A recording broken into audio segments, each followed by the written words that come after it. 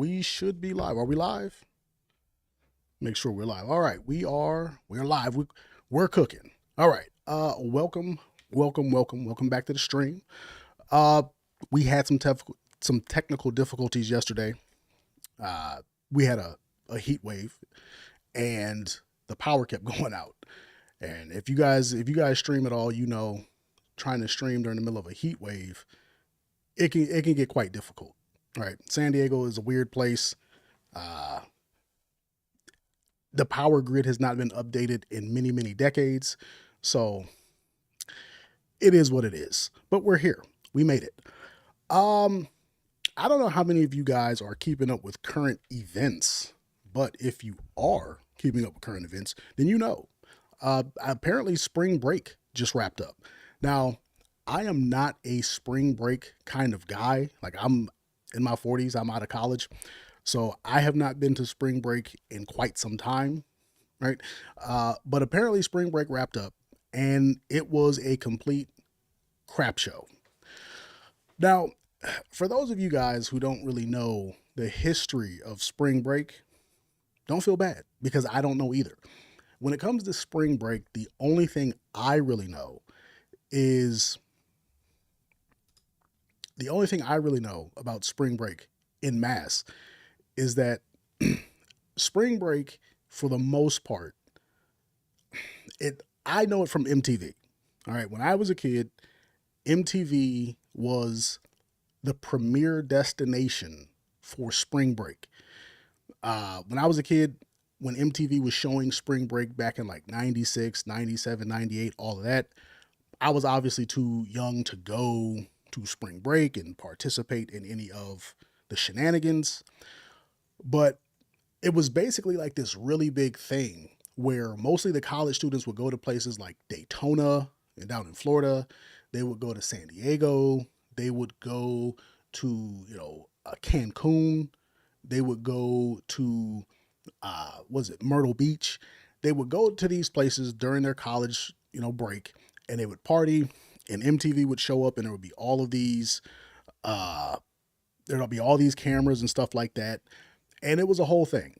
Now, for the most part, this was it was mostly white people. Now, I'm not saying that black people did not go to spring break because they did, but what was shown to the masses through MTV, VH1, Travel Network and stuff like that, it was mostly white spring break. Okay, no worries. Well, the thing is, over time, this has started to change. And this leads us to what's happened recently in places like Texas and Daytona, where you got all these black people showing up for spring break and they're just acting a fool. They are just acting a plumb fool. So, to an extent, that is what we are going to be talking about. All right, that's what we're going to be talking about.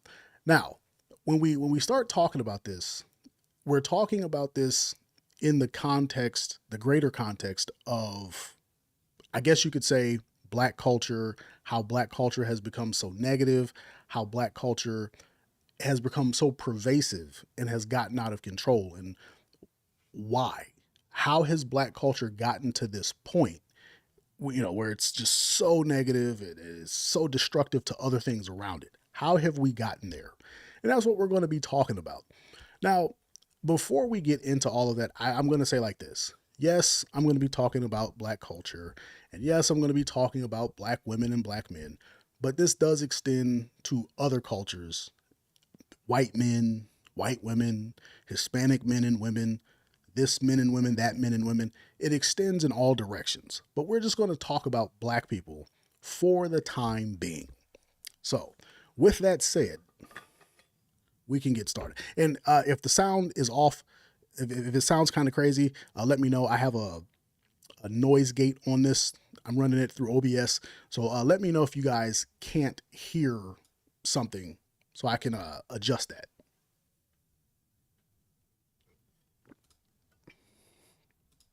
If anything, and I don't care if the men hear this, if anything, this might sadly blow it up. I'll sit down butt booty get in front of the camera and sit there for like 20 minutes staring at the camera. I can't stand it anymore. I think that's the reason why men have an issue with Uh-huh. and they criticize the way that they do, because they never criticize play.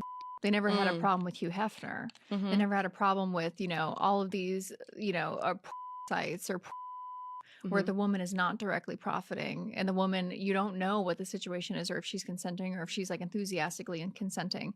They have an issue with where women are directly profiting and they are deciding what they do and what they don't do. I think that especially the men who heavily engage with, even if it wasn't there before, it breeds something in them that's very predatory. And I'm not someone who's anti, and I'm definitely not anti sex work, but I do believe that always going to be like this extremely gray area. Absolutely. Where there are some women who really love doing work, and I have a lot of friends who are workers and they love it. It's gotten them out of bad situations that for them would have been worse. It's so nuanced. It's probably one of the most nuanced conversations that you can have. And I don't care if the men hear this.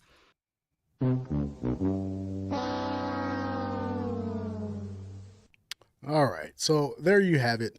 We got a couple of ladies talking about S work and all that it might entail. And what they're talking about is how men, according to them, they're talking about how men only have a problem with this when they can't control it, when the men can't control it, when the men can't profit from it. And if we're going to be completely honest, we have to understand there's a reason why men have always sought to control women. Men have overwhelmingly sought to control women from the sole purpose that if you let women get out of control, they won't control themselves. If men are not in control, and keep in mind, we're talking about responsible men. We're talking about the so-called righteous men, the strong dads, the good brothers, the righteous guys, the good guys. If these men are not in control, then what happens to society?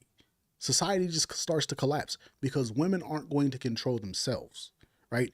Men have a hard enough time controlling themselves. So with most societies, in most instances, if men are not controlling women, they don't take it upon themselves to ever show restraint. It's very rare that you see women say anything along the lines of, I'm content. Women always talk about how they want to be happy. Well, what makes them happy? Typically, it's going to be things. Things make them happy. A purse, a car, a house, an accomplishment, a this, a that. That makes them happy. But you never hear them talk about being content. Now, the reason that this is an issue is that if we can't make women be content, which is simply you acknowledging, yes, there's more to have. I could have more, things could be better, but I'm good with what I got. If there's never a point in time where this woman is content, then what happens? She's going to try to consume more and more and more to get to a point of quote unquote happiness. Now, the best way I can kind of liken this is, let's look at it from the standpoint of a blacksmith. Like, let's go back in time, let's travel back in time, and let's say you have a blacksmith, and the blacksmith is working on things. This blacksmith is working on things, and he's pounding away, making different tools and making different things that are going to help build this village. What we can understand from this is the blacksmith is the person creating the thing, but how are they doing it? There has to be some sort of resource they're using. Well, obviously they're using fire. The same fire that the blacksmith is going to use to create tools, to create infrastructure, to create nuts and bolts and I-beams and this and that, to build bridges and all in homes and things like that. The same fire that the blacksmith is going to use to construct a town can obviously be used to burn the town down. So common sense is going to tell you the blacksmith has to control the fire that he's using. This is very fundamental. This is very, very fundamental. Now, the reason we bring all this up is because you have to understand the fire does not have a mind of its own. It just is. It's elemental. The fire just wants to burn. The fire, if it's if it's allowed to get out of control, that fire is not going to think to itself, oh man, maybe I should chill out, because if I don't, I'll burn the village down. And, what about the men, and what about the women, and what about the kids, and the baker and Farmer Joe? The fire doesn't think to itself that. It just consumes. It just consumes and consumes and consumes. The fire is never content with what it has burned, because it has to exist, like it has to consume in order to stay alive. And that's kind of how we can think about women. They have to keep consuming in order to stay alive, so to speak. This is why we have to control them. Because in this analogy, if we look at, if we look at the fire as a woman, and we look at the blacksmith as a man, if the man, the blacksmith, allows the fire, the woman, to get out of control, that man is going to be held accountable. All the farmers, all the baker, the guy who, the woodworker, the carpenter, the king, the knight, everybody in that village who loses something is going to be mad at the blacksmith for not controlling the fire. So it's so easily enough we can start to understand that the man is going to have to control this woman, i.e. this fire. So when we get out of this analogy, you can start to understand why men have always had to control women, because they won't control themselves, and they very rarely think about the consequences of their own actions. Now, as an example that women don't think about the consequences of their own actions, Mr. Karen over here.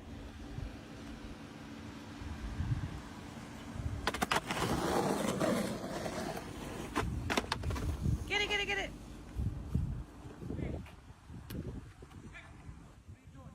We're filming a video. There's a 4-year-old kid that lives in that house. Okay? I want to talk to him. No, just hop in, let's go, come on. No, I want to talk to him. We'll talk I just in want... the car. Just hop in. What? It's not one of the things. Hey, just get in the car. I'm not asking. I get it. You can leave us alone. A 2-year-old? Yeah. What does that matter? Who's driving the car when he's fucking around with a skateboard? Just relax, bro. Just do it somewhere else. Honey. Take my picture. Taking it. Get in the car!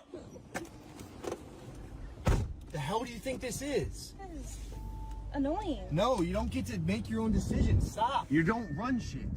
You don't sit there and bicker old people. You hop in, you leave. We're sitting here ghost riding the whip in the neighborhood. Stop acting like we're not in the wrong. And then you're antagonizing him. If he goes and slaps you, I have to go grab him. You don't get to do that. If he gets in your face now, I have to fight him. So you don't get to act all big and bad when you're with your man. It's not funny. Now he's gonna call the cops, and now there's problems. Now I have to deal with it. And I told you, get in the car. You need to learn to listen to me. No, you didn't. You're talking shit to him. It's not a safe thing. I have to scream at you to get you in the car. You won't get in. You're sitting there talking shit to him. It's not okay to do that. I get it. Just don't go too far. I said 5 times, get in the car. You have this ego that you think it's okay. People think we're doing something wrong. We are doing something wrong. We're totally in the wrong. We're in front of his house. Okay, I get it. Just please stop. I need you to say, next time that happens, I will listen to you, I Judah. understand. Yes. I don't need to be yelled at. Yes, you do. No. You wouldn't get in the car. I had to scream at It's you. acceptable for me to yell at you. Yes, if I'm not listening to you and you're arguing with a grown man, Hey, yes. There's no reason for us to yell at each other. It's fine. I understand. okay. So you guys saw this whole thing. This could be a skit. It could be a skit. I don't know. But we're going to assess this as though it's not a skit. We're going to assess it as though it's real, that it's genuine. This man is committing a crime. He is ghost riding the whip. This used to be a trend. There was a whole song. E40 made a song called Ghost Ride the Whip. It was either him or Keek the Stink or somebody. I don't know. One of these Bay Area rappers talked about ghost riding the whip. You're in the car.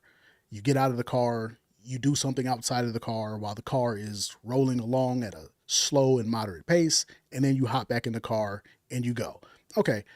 This is illegal. It's very much illegal. I don't know what the charges are. It could be a felony. I do 100% believe that it's a reckless endangerment or like reckless driving, something like that. That's like the same charge you get like if you're going like 90 and a 60. I don't know what the jail time is. I don't know what you could probably have your license suspended. I don't know. The point of the matter is they are in fact committing a crime. And the man who's committing the crime is aware of this and he acknowledges this. A guy comes out of his house, and this looks to be a pretty affluent neighborhood. He comes out of his house, he starts yelling at them and and the first thing out of his mouth, it's not, hey, what are you doing? You're trespassing. It's, hey, what are you doing? There's a 2-year-old child that lives in that house. This man is concerned about kids. He's concerned about people other than himself. So he's saying, you got to stop what you're doing because you're endangering other people. Well, the guy who's ghost riding the whip, he gets back in the car and he's like, all right, let's get out of here. But his girlfriend decides to argue with this man. She decides, you can't talk to me that way. I can do whatever I want. So she gets out of the car. Well, she's already outside of the car because she's filming. And she confronts this guy. And there's a back and forth. And the boyfriend starts yelling, get in the car and shut up. And she keeps trying to justify herself. Now, this is why I said women have to be controlled, because they don't understand when they're in the wrong. When it comes to women, they look at things from the standpoint of, I didn't do anything wrong. You shouldn't be upset. They could literally do something wrong. They can literally break a law. And what they're going to think is, the way you're reacting to what I'm doing is the problem. This is why this woman wants to argue with this guy. She wants to argue with the guy who came out of the house to correct her. She doesn't want to listen to her boyfriend. She doesn't see herself as wrong. She sees it as, well, I can do what I want. And even if I am doing something that's wrong, you shouldn't be reacting the way you're reacting. Which is why when her boyfriend starts yelling at her, she keeps saying, okay, you're going too far. She can't take accountability. Pyro, welcome. They said, that's true. They can't get you offline. So what ends up happening, this woman is arguing with her boyfriend about committing this crime. And the problem with this is, the problem with her arguing is she's not acknowledging what they are doing. So this is why I said, like, women can't be content. Women are very rarely content. They want to be happy. It's all about feelings, not actuality. If you're content with what you have in life, you can say, okay, I can have more. There's more to have, but I'm good with what I got, because you can count how much of what you have and you say, okay, I know how much effort it's going to take to get more and I'm good. Well, it's similar here. This woman is thinking about this emotionally. She's not thinking about running into someone. She's not thinking about the crime that she's committing. She's not thinking about the kid that the old man warned her about. She only cares about herself and how accountability makes her feel. So in her mind, she's not doing anything wrong. She should be allowed to do what she's doing, and you should not correct her because it hurts. So this is one of the reasons why we always say we have to control women. We can't just let them do as they see fit, because they don't know where to stop. They don't know where the line is at. They will not control themselves. They just want to consume. They just want to do. So when we start talking about Black culture, we start talking about like what happened at spring break, and we start talking about how, Black culture, white culture, how it all, got off the rails. You have to understand, we are going to be centering this around women and the inability to control women and where that leads. And the reason we're going to do this is simply because when it comes to Black culture, I do believe Black culture, at least American Black culture, is the only culture where the Black man has never been in control of his woman.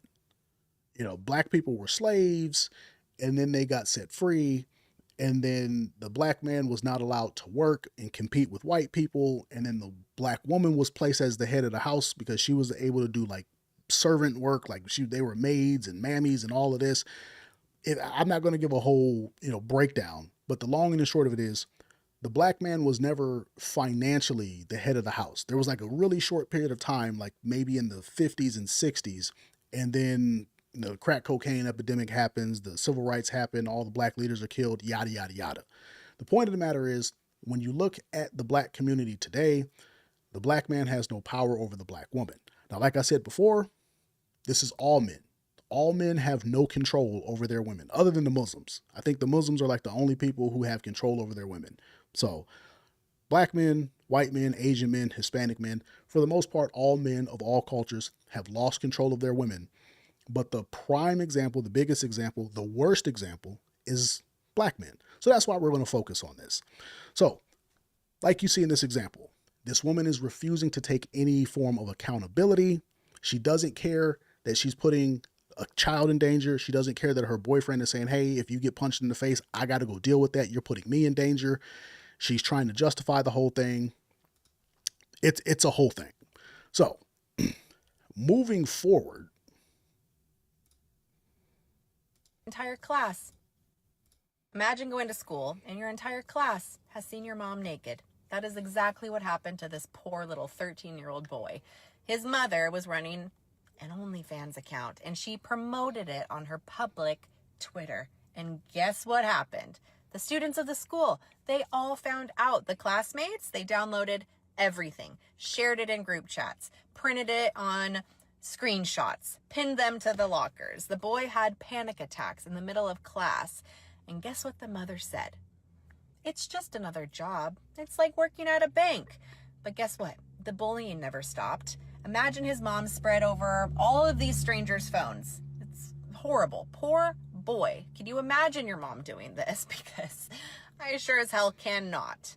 Look, I don't care what you women want to do with your life. You have freedoms, you have choices. But every single choice you make has a consequence, whether you put it on the internet or not. But if you do, the internet has memory. It lives forever. And if you decide to post videos of yourself naked, remember this. One day you might have kids and they will see it. The whole world will see it and it will damage them for life. That is the most selfish behavior imaginable. You are going to destroy them. So here's the truth here. You either don't have kids or you quit what you're doing because they don't deserve to be hurt. And no, it is not like a bank job. Kiss my rear. It is not even close. Imagine going to school. All right. So you guys hear what's going on here. We got a woman. This woman is breaking down the story, and shout out to her for having common sense. She's breaking down this story, and apparently this chick had an OF. She had a kid, and at some point in time, she promotes the OF, and everybody finds out about it. Now her kid's getting bullied. We see this with people like Lana Rhoades, and we're starting to see this with older adult film stars and stuff like that. This is becoming a problem. Now, when we start talking about controlling women, you guys have to understand, a lot of women will get out there and they'll be young and they'll say, oh, there's nothing wrong with me doing this. And the number one way that women get attention, the number one way that they get money is by taking their clothes off. Let's just be realistic. Even if a woman says, I want to be traditional and go and get married, women use sex to procure the relationship. This is what they give you the sex for. They give you the sex so that they can get the relationship. He said Bonnie Blue. Bonnie Blue, like prime example. She's pregnant. Her or Lily Phillips, one of the two. But these women who are online, like they are going to be moms one day. And what happens is these women always use sex to get into a relationship. Even if they're a traditional woman, they put their body out there, they put their face out there, they put their beauty on display, and whether they're being promiscuous or not is beside the point. What happens is they use their physicality, they use the promise of sex. At a minimum, they use the promise of it to get the relationship. And that's how they get the relationship. That's how they get the resources. And I mean, that's just society. All societies have that. Okay, no problem. But the problem is in modernity, in modern society, what women will do is they will use sex up front. These girls will be 18, 19, 20, and they'll think to themselves, I'm never going to have another opportunity to make this money. I'll never be as young as I am now. I'll never be as hot as I am now. I might as well do this now. They don't think about consequence. It's just like the video I just showed you where the woman is trying to argue about the man chastising her about committing a crime. She can't understand that she knows she's committing a crime, but she doesn't want to be held accountable. And she thinks, oh, well, you can't hold me accountable. What she's doing is not the problem. The way you react to it is the problem. And when you see posts like this and you go through the post, like you go through the comments, that's what women are saying. They'll straight up sit up there and tell you that the problem is not the woman doing OF. The problem is how society looks at it. And it's just more unaccountability. Like I can do a 12-hour stream about women not taking accountability. We all know this. We all know that women don't take accountability. So the problem or the issue becomes, can we control them? So that's why we have always, as a society, sought to control women, because they will not. I'm not hating on women. I don't want to be misogynistic. Let me preface everything I'm saying by saying this only applies to the women that it applies to. It's not all women. There are plenty of women who have common sense and can make good decisions. But the overwhelming majority of women don't have that. We know this. This is why society is where it is. So you have these women who think, I should be able to walk around naked. I should be able to do OF. I should be able to treat adult work, S work, if you will, corn. I should be able to treat this like any other job, plumbing, being a dentist, whatever. I should be able to do this and you shouldn't react. Okay. This is why I showed you the video about the girl committing the crime. In her mind, she should be able to commit a crime and you just shouldn't react to it because she doesn't see it as that big of a deal. This is why we have to control women, because they will not, just like a fire will never check itself. A fire will never say, oh man, let me not burn this village down. A fire will never say, man, this is such a beautiful house. Let me not burn it down. A fire is just elemental. It's going to consume. As long as there's heat, oxygen, and a fuel source, the fire is going to burn. So this is why we have to control women. So when we start talking about, black culture, and we're going to do that now, you guys can start to understand why it's so messed up. Oh, what are you? Bro, get off our shoes, Oh, bro. what are you doing? Hey, whoa. He's not doing nothing. What's up? Bro, here. Come here. Are you serious? Oh, yeah, eat. I'm pressing charges. Eat. Really? Eat. I'm pressing charges. He didn't even touch you. I'm pressing charges. He psyched you. I'm pressing charges. He psyched you. Go like this. Go like this. He grabbed Yeah, my I see shoe. that. I see that. It's recorded. Yeah, he He psyched grabbed you. my shoe. You seen it. I got it. I got it all.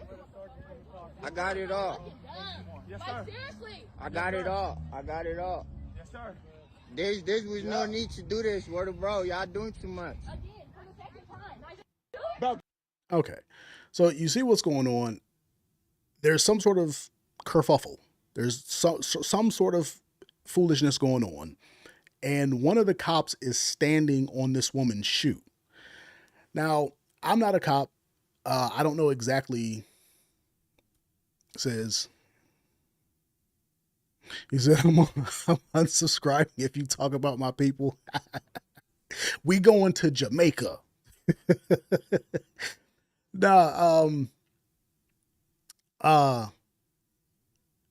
You have some sort of issue where this woman is, I don't know what's going on, but the guy is standing on her shoe. I think cops do weird stuff like this to either get a charge or to assert, control. I don't know. He's standing on her shoe for some reason. And some guy comes over and says, get off of her. You're standing on her shoe. All right.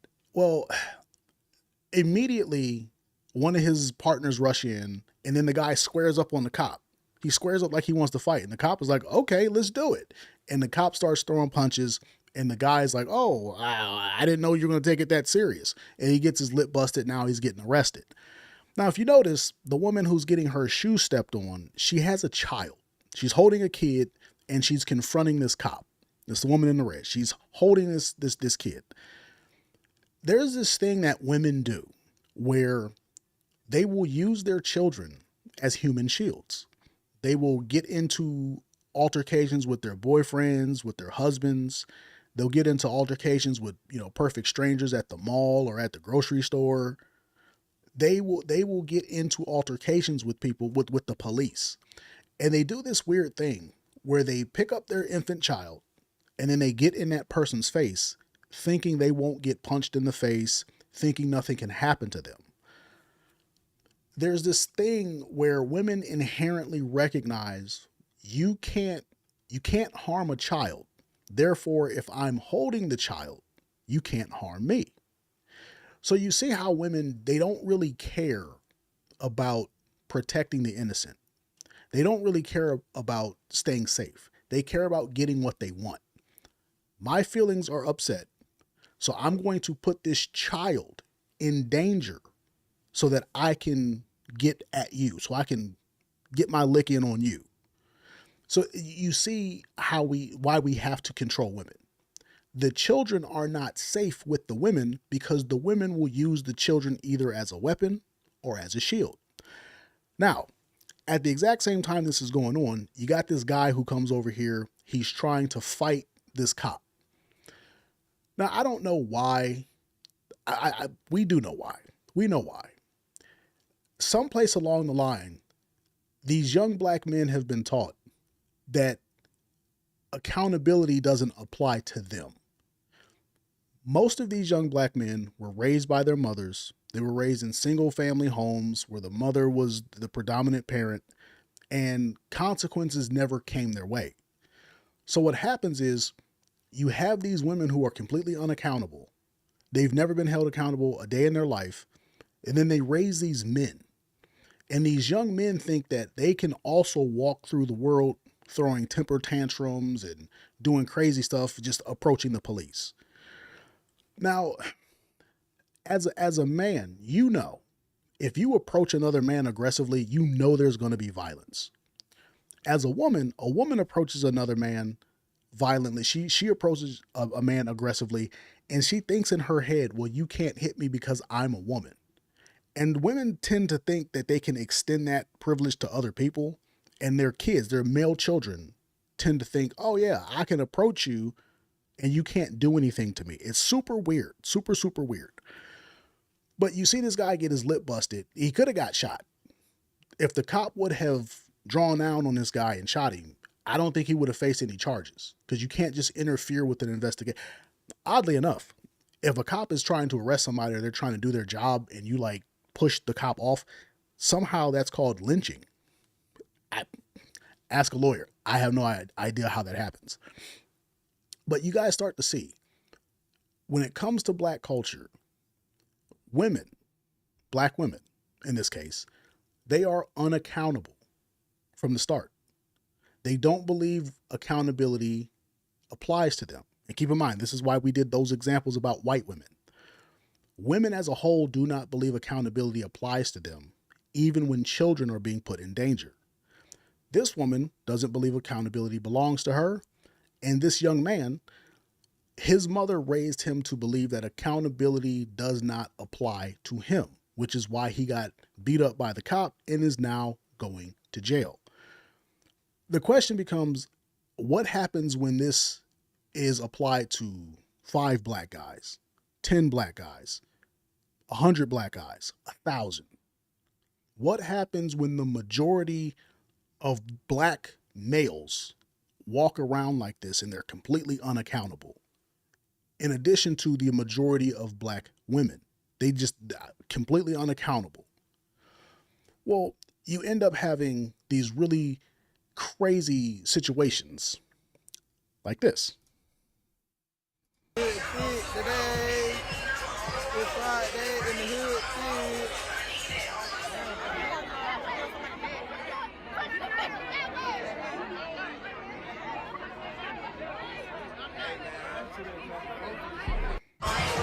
He said it's the simp's fault. Well, it is the simp's fault because they have these simps that they can weaponize. They have these simps that they can weaponize. And we're going to get to that. But what you're seeing here is, this is spring break. This is in Texas, I do believe. Now, I did not know that Houston was a destination for spring break. It's news to me. I don't know what you're doing in Houston. Houston is a very black city. So I guess that's why everybody is going there for spring break. I thought everybody went to the beach, but okay, whatever. But these people, so many people went to Houston for spring break that the clubs could not let them in.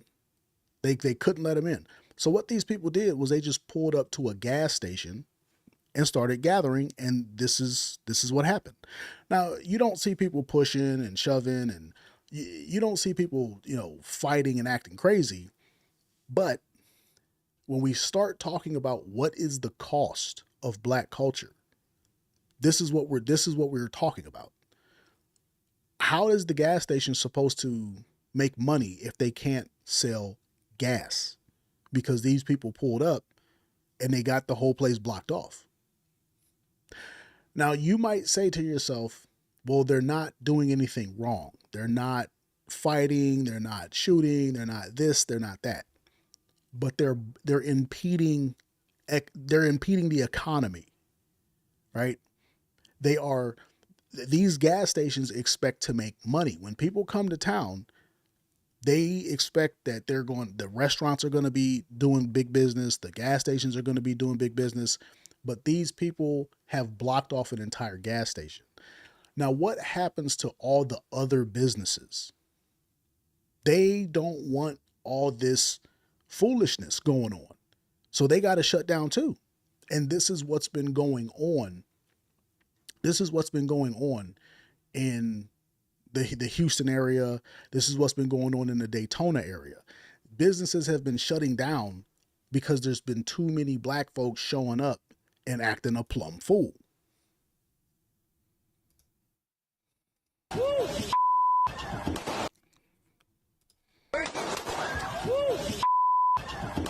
Somebody's there.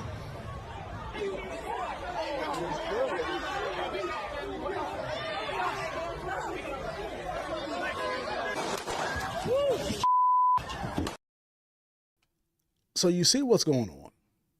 You got people gathered up just like at the gas station. So many people have gathered up and they got guns. They're fighting. They're acting stupid. Now, they weren't doing that at the gas station, but that was one place. These people have come. What happened? Like Pyro said, what happens if you want to buy gas? You can't buy gas. You can't buy gas. You can't do anything. These people show up and they choke out business because they don't show up to have a good time. This is why in the beginning, I was talking about how spring break used to be, I don't want to say it was predominantly white. I'm just going to simply say back in the 90s, in the early 2000s, when you saw spring break on MTV, it was mostly white people. Now, Pyro lives in Jamaica. I don't know if people go to Jamaica for spring break. That might be like a different time of the year that people go to Jamaica. I know Jamaica is big on tourism. I don't know if they go there for spring break, but I know they go to like Cancun. Now, these black folks ain't going to Mexico acting like this. I can tell you that right now. Mexico ain't going to tolerate that. The cartels have you chopped up and stanking someplace in the desert. So they predominantly do this in, urban areas in America. Like I said, like who goes to Houston for spring break? But these people show up and they act like fools. They act like crazy people. And you can't control them because from birth, they've been raised to think, well, accountability doesn't apply to me. All right, Power said, people always say too many black people in one place is going to cause chaos. It's a bad thing. Well, I mean, it is. And that's the whole point. And the question is why? Why is it that back in the 90s and early 2000s, the white people could go to Daytona, they could go to Fort Lauderdale, they could go to Orlando, they could go to different places for spring break. And sure, there was all kinds of foolishness that happened, but not to this extent. When you get black people in one spot, when you get too many of them in one spot, all the foolishness takes over. Because like we said with that girl and the guy on the skateboard, women do not think that they're accountable for anything. and they raise these hooligans. They raise these young men who don't think that accountability is real. But these young men have testosterone coursing through their veins, and they're like, oh, I can do whatever I want. Can't nobody tell me nothing. So you have to think, what happens when this keeps happening? Like, it just keeps happening time and time and time again. It's not the second time. You know, this isn't the first time. It's not the second time, not even the third time this has happened in recent months here in Navy Yard. Well, after what happened this weekend, many owners say they are worried about what these incidents mean for business in the coming months. Police say about 200 juveniles flooded the area, leading to robberies, assaults, and a gunshot fired. 2 teens were arrested, 2 guns were recovered, but many restaurants had already locked their doors and sheltered inside. Restaurant industry expert Mike Jones says events like this can really hurt business, especially in a neighborhood depending on weekend dining and nightlife. These young people know they cannot be arrested. They're not going to be charged, and they know that they can keep doing this. And the problem is they don't recognize the financial and economic damage they're doing to that community. Enough is enough. The city has got to put their feet down and say, one, where are the parents? Why are they not accountable? And what are we doing to stop this? We do see police patrols in the area this morning. This past weekend, Navy Yard did not have that juvenile curfew in place, a restriction that was active the previous weekend. You know, this isn't the first time. It's All right. So this is not spring break, but it is more foolishness, right? You get all of these black folks in one spot, and what happens? Everything goes to crap. Everything goes to crap. Now, what's happening here is you have these juveniles, and you 13, 14, 15, and they're toting guns, and they're doing these takeovers where they, I guess they coordinate this online, Facebook, whatever. They coordinate this stuff, and they just show up in an area. And instead of showing up in an area and acting like they have common sense, they show up and they take over and they just destroy everything. They fight, they shoot, they loot, they act a fool. He said parents definitely should be held accountable. Well, see, here's the thing. It's just like the industry expert, the restaurant industry expert, Mike Jones. Who? Mike Jones. Now, it's just like that guy was saying. They know they're not going to be arrested because it's too many of them. There's too many. Now, maybe if you have like cameras, if you have cameras and you can, see all the different faces and there's facial recognition, sure, you could do something then. But even then, most of these kids are growing up on Section 8. Like, that is an absolute fact. Most of these kids are coming from single parent homes because we don't have control over the women, right? Black men do not have control over black women.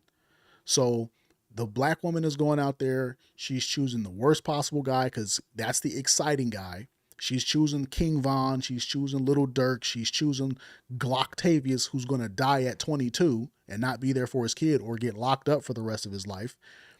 And then she's raising these kids with no accountability because she doesn't know accountability. The black woman has never really known accountability, not the modern black woman. So when they raise these little black kids, especially the men, what happens? They don't know accountability. So these kids show up and they are en masse a detriment to business. So you got to think about this. When it comes to these restaurants are depending on people to spend money. Okay. If there's some sort of special event, I think St. Patrick's Day happened a couple days ago or something like that. I don't know. Let's just say there's some holiday coming up. People are off. There's some special thing going on and a bunch of kids show up. If this happens one time, then that's all it is. It's a one-time thing. But when it's a regular occurrence, which typically when you're around black people, like DC, Washington, DC, the District of Columbia is a very black area. The blacker your neighborhood is, the blacker the area is, the more this happens, right? In case you guys didn't know, the entire restaurant industry, I'm talking about the whole thing.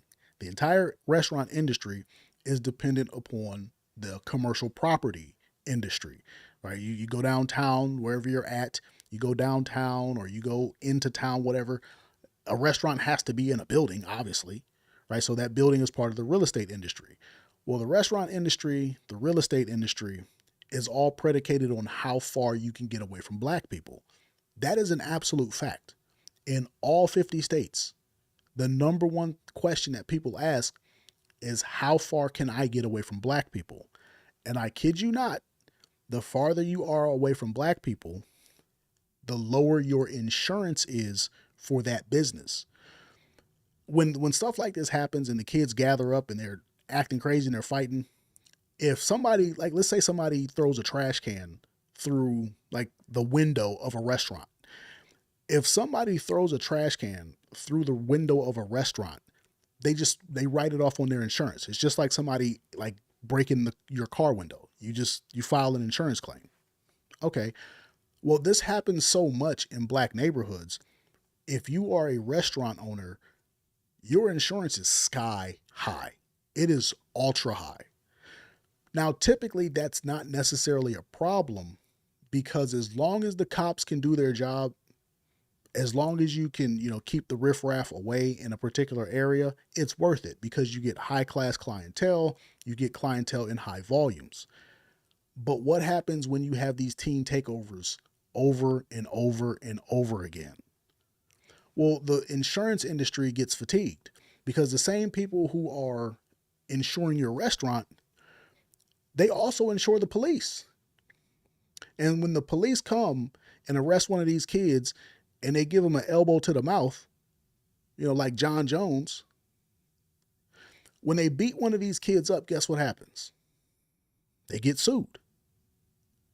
And if the cop is found to be in the wrong and somebody gets a multi-$100,000 settlement, $1 million settlement, this, that, the insurance gets pissed off. They're like, hey, you guys need to do something about this. This is when restaurants, they get their insurance and it just goes up, up, up, up, up, and they can't stay in business. So when we start talking about what is the cost of black culture, we're talking about actual financial cost. What is the actual financial cost of dealing with black people? Now, keep in mind, if you live in Jamaica, if you live in Africa, you might not have to deal with that. I've never been to Jamaica. I've never been to Nigeria. I've never been to any of these countries. So folks there, it might not be that way. But we know when we're talking about black Americans, we are talking about the highest heights of tomfoolery. And the reason that black America is so messed up. This might be the best/worst example of ghetto black culture I have ever seen. What you? That's one word, not what you. What you supposed to be doing tomorrow? What you supposed to be doing? Not supposed. What you supposed to be doing tomorrow? What you supposed to be doing tomorrow? Tomorrow, yeah. This mother is going out of her way to teach her daughter broken English. I'm Gino with Vigiano U, and this is horrible. Speaking proper English with good enunciation and articulation is a sign of intelligence. When people meet this girl, if she speaks ghetto or talks black, they will think less of her and she will have less opportunities in life. And this is because her own mother is holding her back by trying to get her to talk like an uneducated person to carry on the culture. Only problem is that culture of speaking like an uneducated person will only hinder her in life. This might be the... All right, so there you have it. And so this is why I'm showing you guys these videos.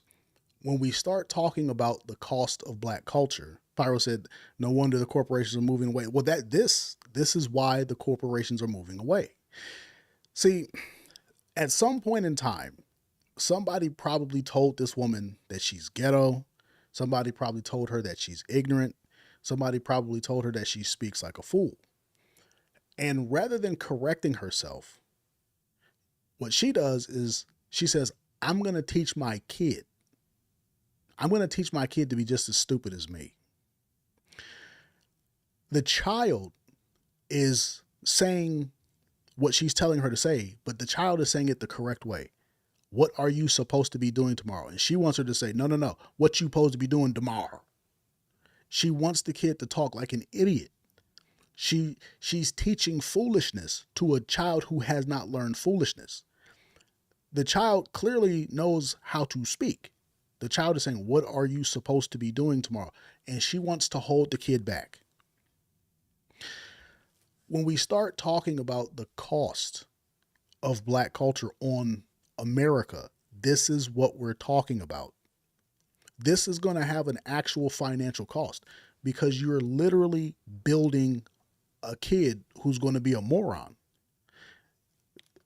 This girl is going to be the same girl who goes out there and is holding her baby, trying to attack the cops. This girl is going to grow up and she's going to fail. She has no hope. In Call of Duty terms, this girl is being spawn camped. Like she's not even getting out the spawn point. She's bow. You're cooked. From day one, she's cooked. She has no hope. Now you got to think, when we start talking about controlling women, this is what we're talking about. This is like an extreme example, but there's so many other examples where it's like the parents just set a very terrible example. Now keep in mind, I don't want to go off too hard on black people because this is white people too. But, and you can certainly see this with like Hispanic culture, like gang culture. You got the Hispanics, they gang banging from knee high, just like black people. Like they grow up in these neighborhoods and nobody's trying to make it out. So when you start thinking about these teen takeovers where they're going out, they're gathering up, they're, doing all this foolishness, you can see that they've been indoctrinated from day one to think stupid. Like the guy said, when you speak in an articulate fashion, it's a good indicator of your intelligence because you can think through problems. If you can articulate yourself correctly, you can typically articulate yourself in a multitude of ways to convey your message to somebody who might not understand, right? Is that we have gangster culture over here in Jamaica, but the police is very blood hungry and don't like bringing bad guys to the station. Hey, I mean, it works. It works. See, I stay away from it. I stay away from the gangster culture. But see, when we start talking about like black culture, you start to see if we have no control over the women are going to push this on the kid. Now, keep in mind, the men do it too. The men 100% do it too. But you would think at a basic level, okay, the moms are going to want the daughters to do better. They don't. They absolutely don't want their daughters to do any better than them. This is why you see so many black girls, they go out there and they sleep around and they try to sleep with the top tier guy, is because the moms are teaching them to put themselves out there. The moms are teaching them to sell their bodies. I don't think any man is going to teach his daughter to sell herself on the street. Now, I know these drug dealing dudes, these gangster dudes, they'll teach their sons to throw their life away for a gang. I know that for a fact. They'll teach their sons to sell dope and shoot guns. But teaching your daughter to sell her body is absolutely diabolical. But if a woman is going to spawn camp her own daughter by telling her, no, don't speak like you have common sense, speak like a retard. You know she's going to tell her to go out there and sell her body. This is why we've always sought to control women. Because they just don't get it. They don't understand consequences. They don't understand how quickly this stuff spirals out of control. Like your kid has no hope and your kid's going to be a menace. The moms are setting their kids up for failure, but they don't care. So when we start talking about like what this does for local businesses, you can start to see these people, they're terrorizing local businesses because they're taught to be demons from the start. So who's going to want to set up shop in an area like that where your business is going to fail because of the people around it? Case in point.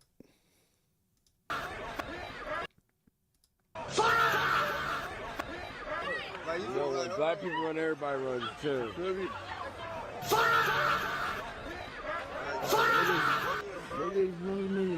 Niggas clutching. Yeah, hold on. Wait, get on the side.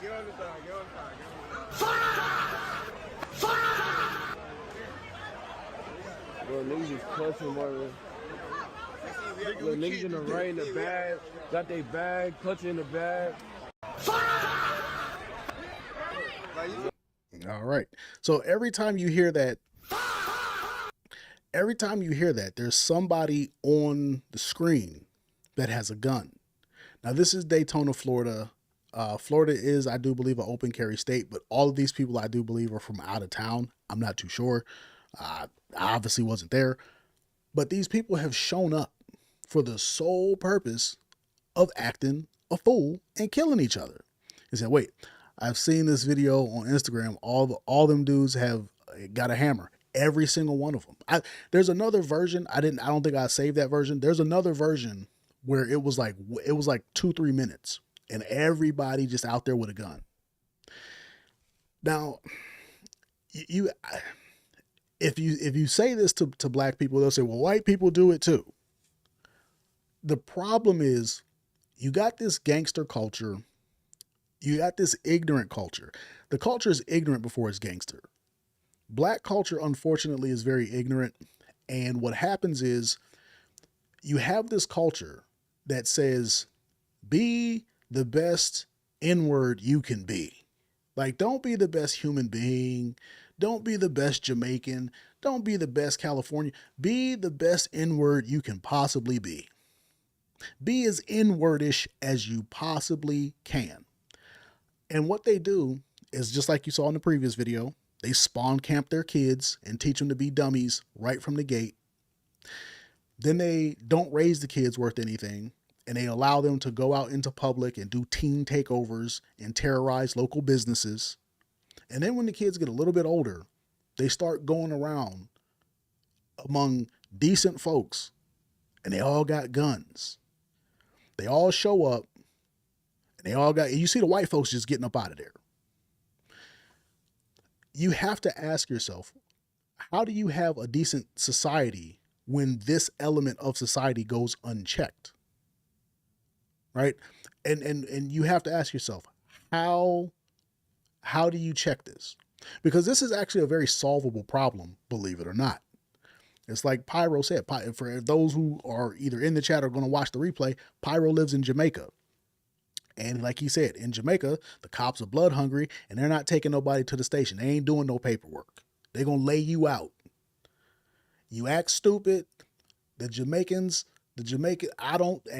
lay you down. Oh, you think this is Shatas?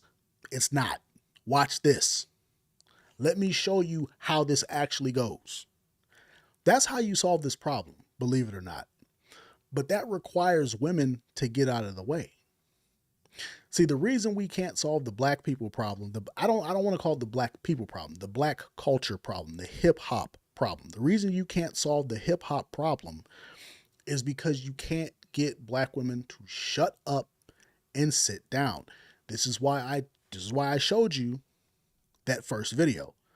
If you guys need me to go back, I will go back.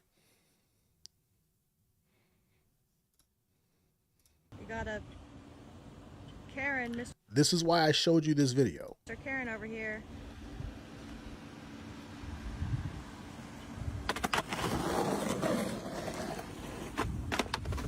This man is ghost riding the whip. He's committing a crime, and he's going to acknowledge that he's committing a crime. Get it, get it, get it.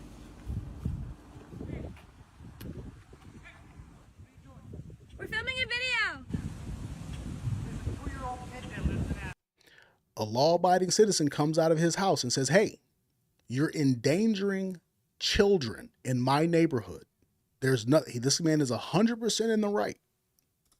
Okay. The man is trying to get the woman, get in the car because he knows he's in the wrong. I want to talk to him. He says, get in the car. And she says, no, I want to talk to him. She doesn't see anything wrong with breaking the law. And she's not going to listen to anyone tell her otherwise, her boyfriend or that man. No, I want to talk to him. No, I want to talk to him. How dare this law-abiding citizen who paid millions for his home, how dare he tell me to not endanger children? What?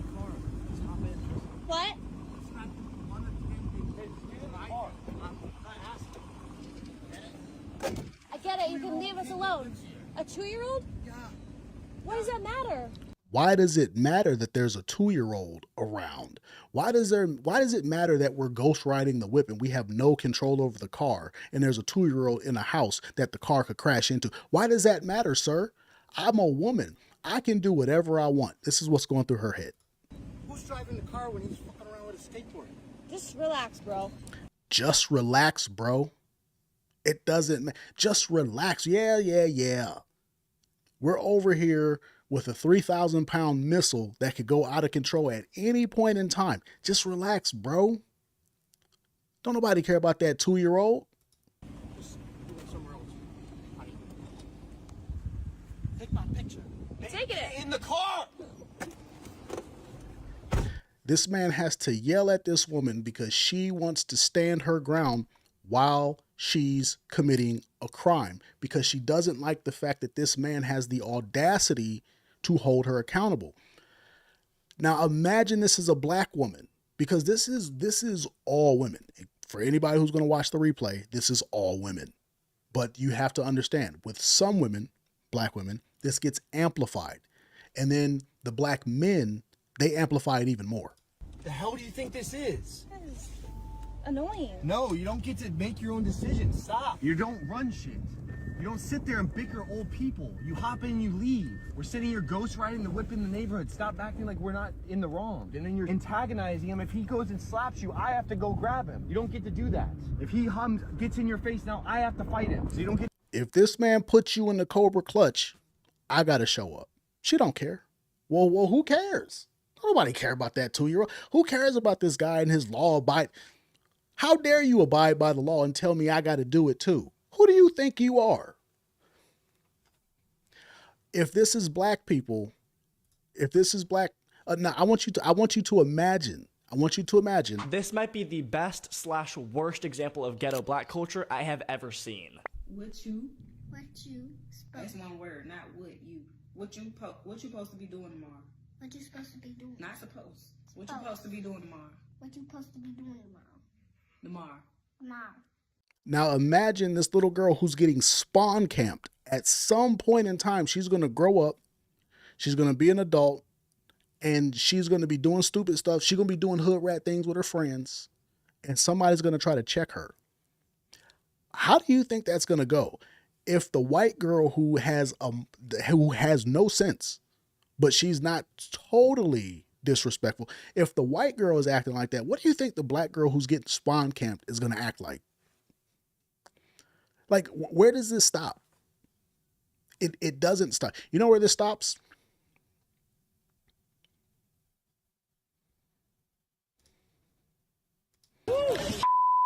This is where it stops.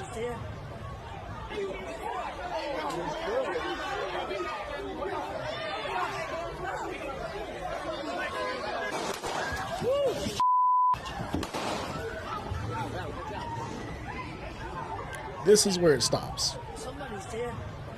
It stops when somebody gets shot. This is where it stops. Somebody has to die, and then the cycle just restarts.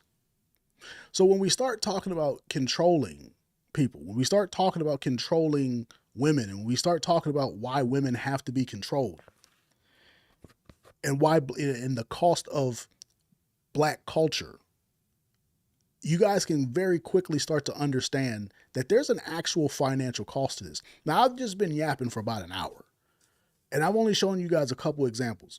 But if any of you guys go to the gym, you work out, you might have experienced this.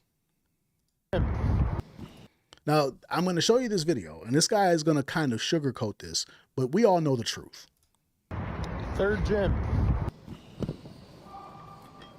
This is the third LA Fitness that I drove to today. And if you're like me, you might be asking, why go to 3 LA Fitnesses? Well, that's a great question. It's because LA Fitness doesn't care about basketball, and they've been shutting down the courts, turning them into weight rooms, turning them into yoga mats, anything except a place for young men to play some basketball. So I'm probably going to cancel my membership. They can charge a lot of money for classes and fit a lot of bikes in here.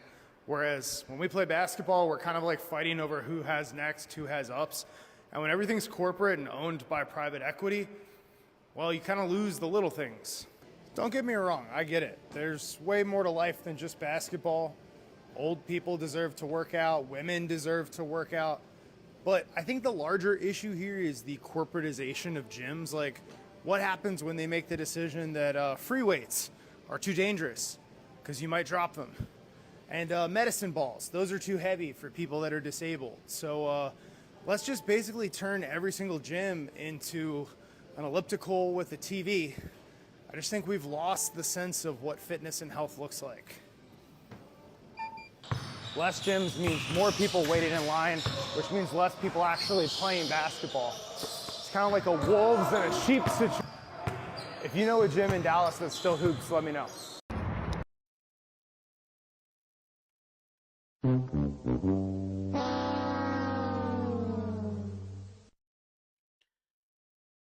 Now, this is why I yapped for a little over an hour. This man is going to 24-hour fitness, LA Fitness. He's going to gyms. He's going to these big box gyms. And he's looking for gyms that have an active basketball court. And he keeps running into these gyms where they converted the basketball court into something else. Cycling, ellipticals, rock climbing, whatever.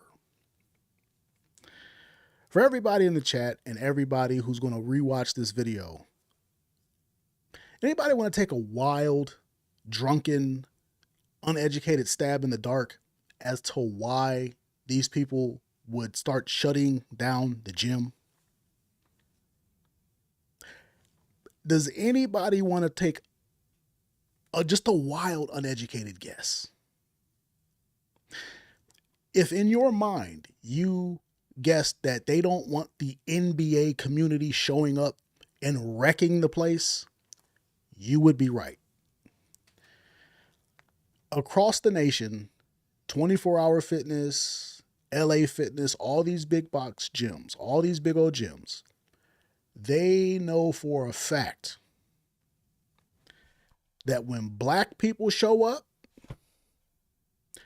you know what shows up with them?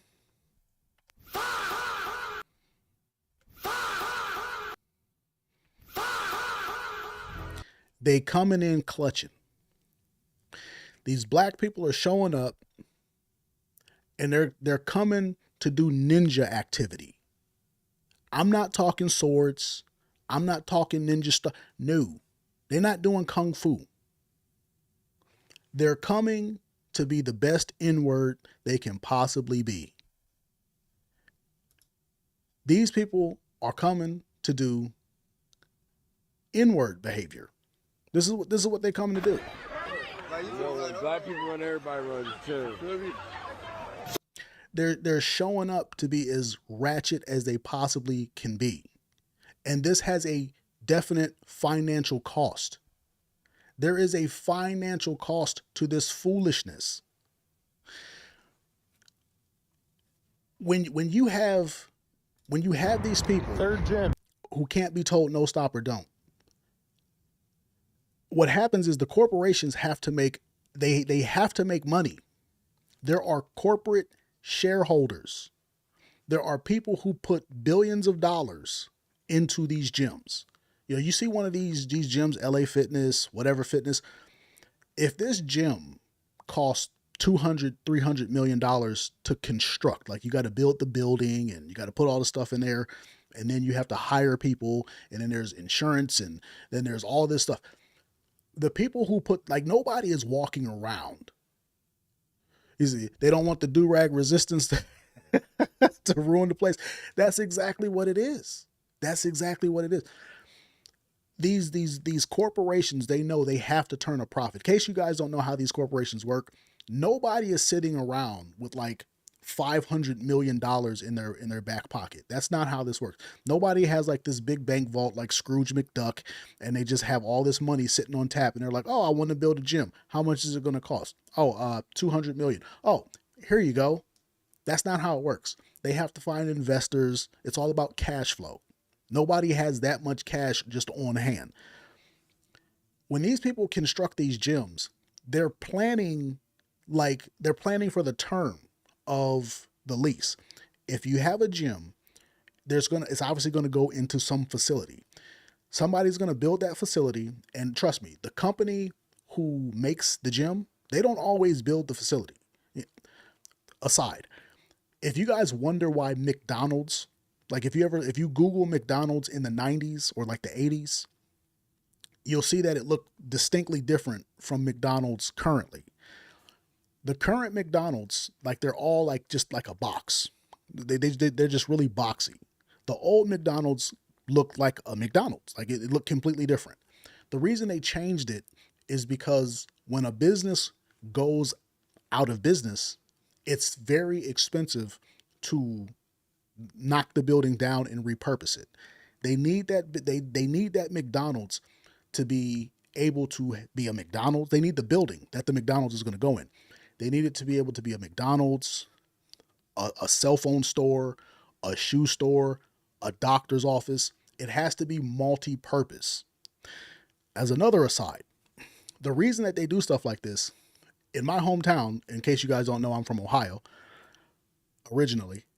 In my hometown, there is a hospital, and somehow or another, the people who built this hospital, somehow they got it into the contract with the city that if that hospital, like if for whatever reason they ever shut down, the company that was running the hospital, if for any reason they ever shut down, that building is never to be used as a hospital. You can use it for whatever you want, but you can't use it as a hospital.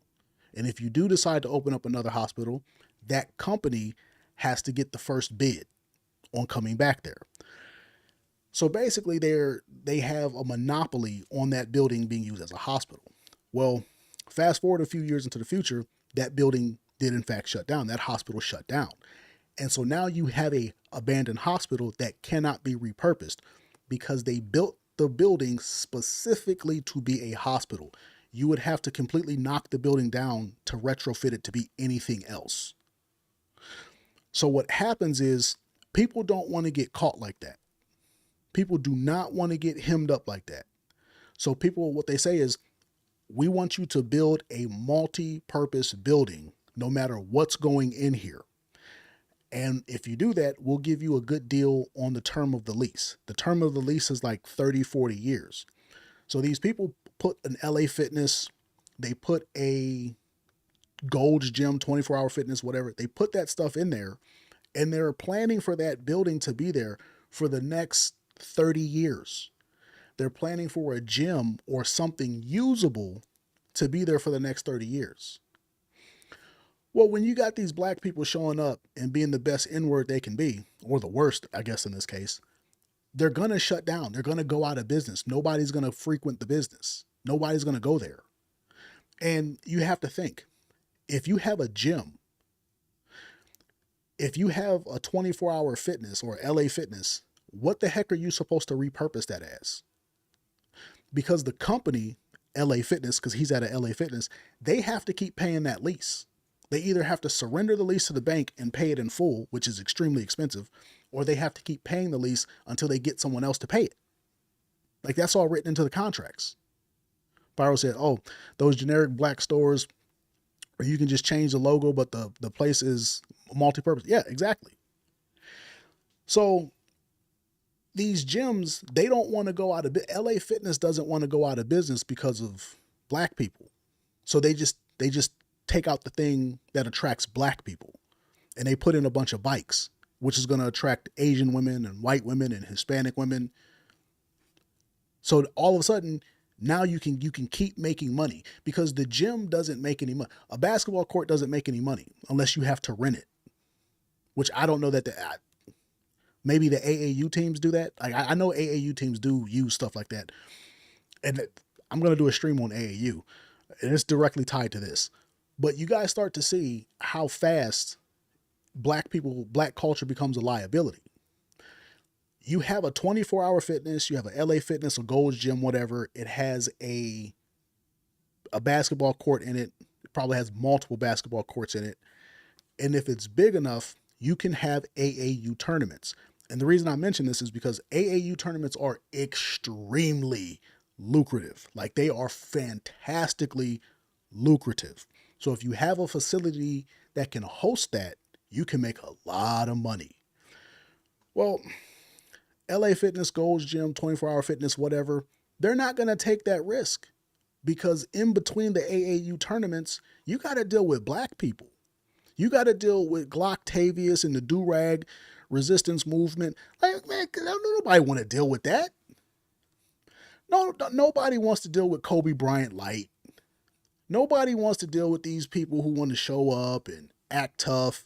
Like, bro, you're not tough. You got a bunch of dudes 5'10" and under trying to hoop, trying to relive their high school glory days. Like, man, you got work in the morning. Rent's due on the 1st. Stop it. But they show up and this is what they do. So you guys start to see how fast black people legitimately cost people money.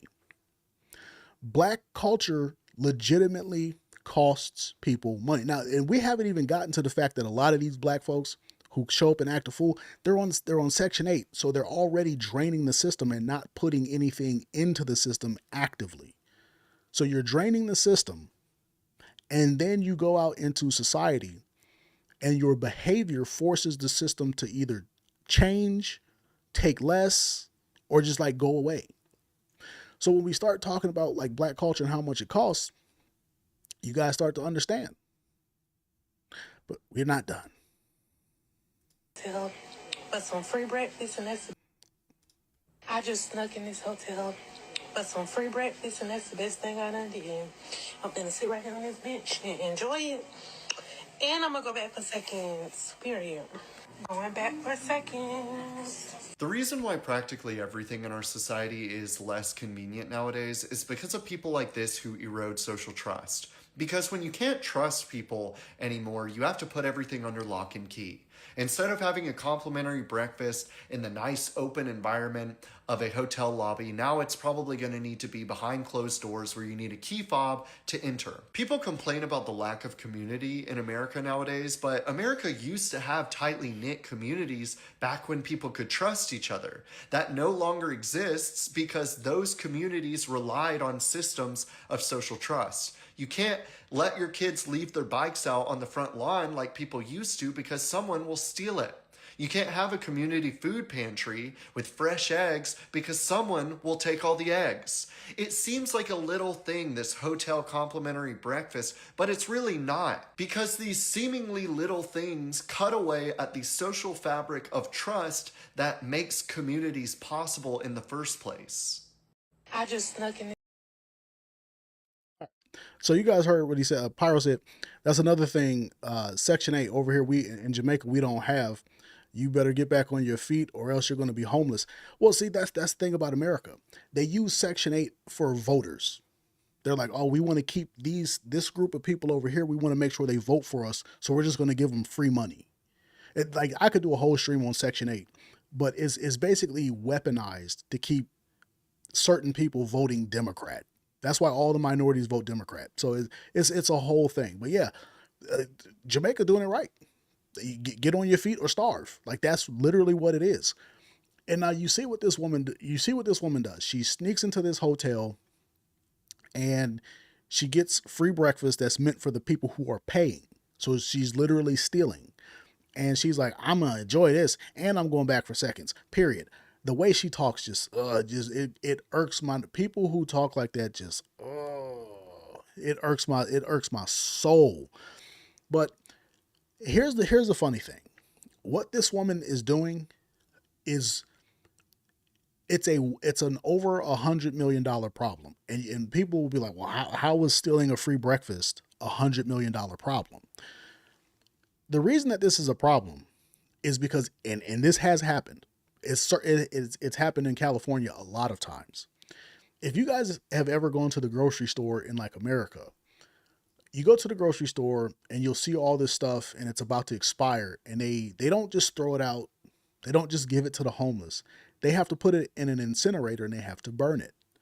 And the reason they have to do that is because it used to be that they would give their old baked goods to the homeless. They would donate it to the shelters. They would just give it away, like once it started to expire. Well, in the 90s, people started suing. They started suing not the restaurants. Well, restaurants too, but they started suing grocery stores and they started suing restaurants because they would get food poisoning. And they were like, oh, this is a quick come up. I can sue you and I can get some money. Well, now this is why they just throw the food out. This is why we can't easily feed the homeless. When people say there's more than enough food to feed the homeless, they're 100% right. They're 100% right, because we don't sell all the food we produce. The problem is the lawyers, the litigation, the insurance companies, and the ghetto strags like this. Women like this, men like this, people like this are the reason we can't have nice things. This woman sneaks into this hotel. She steals breakfast. Now let's just assume that she gets food poisoning. Believe it or not, she can sue. You would think to yourself, well, this breakfast wasn't meant for you, yada, yada, yada. You don't have a case, but that's not the case. America's backwards. So people can sue, they can get a settlement. They can sue, they can get some sort of money out of this. And it's like the guy said, you can't have nice things. Like, you can't leave your bike in your front yard because somebody's going to steal it. When we start talking about the cost of Black culture, you can't separate it from the insurance industry. Why is the whole housing sector dependent upon how far I can get away from Black people? It's because Black people do stuff like this. They steal. Why is the auto insurance industry predicated on how far you live away from Black people? It's because they're reckless drivers. When you go to a hotel, why are the prices so high? They're trying to price out ninjas and ninja behavior. This stuff has a cost. It starts to add up, just like the 24-hour fitness thing. It starts to add up. You can't be nice to people because they'll abuse it. You can't have a complimentary breakfast. Now, imagine if this person was paying. They would go and get seconds and thirds, and they would have their friends come over. They would try to feed their whole family. People, they would say, hey, and I've seen this before. This is why I'm saying I've seen this happen before. I've gone to hotels, and you'll have a woman that's staying there, like maybe her and her boyfriend, whatever. She flies into town for a wedding or whatever the case might be. And what they'll do is they'll invite all of their friends to the hotel, let the friends in, and they'll all have breakfast. Well, that breakfast is meant for the paying customers. But then this fat Black woman and all her fat friends come over here and they eat everything up. And of course you can't check them because women can't be controlled. So, and keep in mind, once again, I had to keep reiterating, this is not all women. It's only the women that it applies to. But you start to see how fast this stuff can add up at the corporate level. So the corporate has to make all these changes. Like, oh, you can only get breakfast in your room, or you can only get breakfast in this place, and it's, key fobs and, ID checks and all of that. So this is why we don't have a high trust society anymore, because you just have foolishness. Was a player. So Luke Cornett was a player for the Hornets that disagreed with the Magic City Atlanta Hawks promotion night. Yes, the Magic City, the strip club. Luke Cornett, his point was he wrote a whole Substack essay about it. He said the NBA shouldn't be promoting strip clubs because they have a young fan base. They have young kids, boys and girls that watch the game, and it wouldn't be appropriate for them to, see that type of stuff. I mean, sounds pretty common sense, right? Well, let's go ahead and see what the Black community has to say about this. I object to what Luke Cornett is saying. And the reason I object, as a man with a wife, as a man with daughters because you're condemning something as if it's actually an art. Like, I don't know if you've ever been, but like if you see it in action, it's actually a form of art.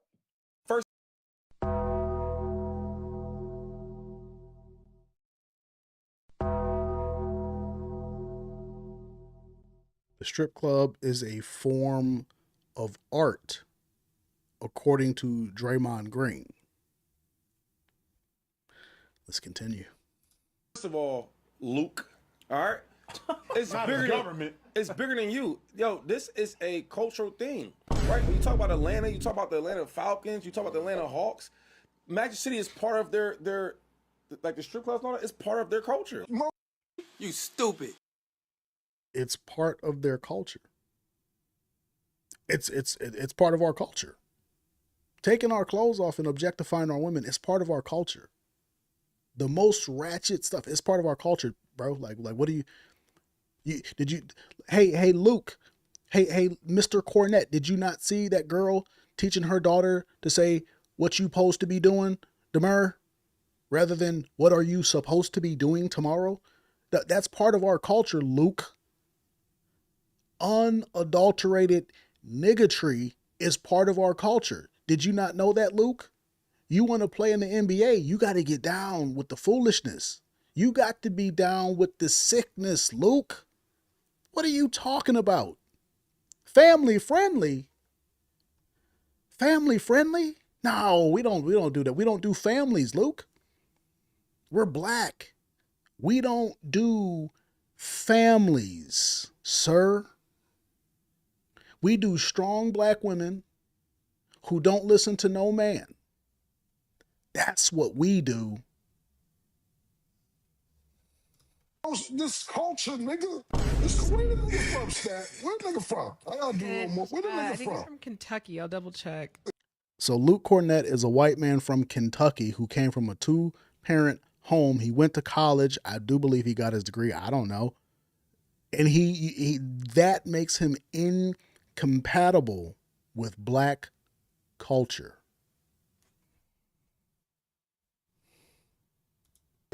You mad niggas want the grown men want to see titties and ass. Not saying that's gonna be there. They just represent that night. Fuck is you talking about, man?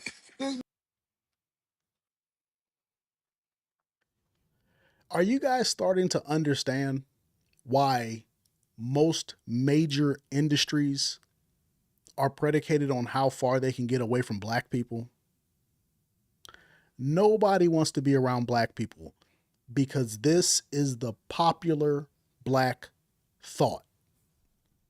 Yo, the audacity of you, man. So Luke Cornett was a player for the Hornets that disagreed with the Magic City Atlanta Hawks promotion night. Like, I don't know how much clearer I can make this. You know, you guys got to understand, when we start talking about culture in the cost, how ratchet do you have to be to where the NBA is doing a strip club promotion night? Because that's what black people do. They just go to strip clubs and they throw money at strippers and they do all kinds of N-word behavior. Draymond Green, he thinks it's art. Apparently being a stripper is a form of art now. This is why black culture is so expensive on the world. He says, so he's saying, if you're not ghetto, you're not black.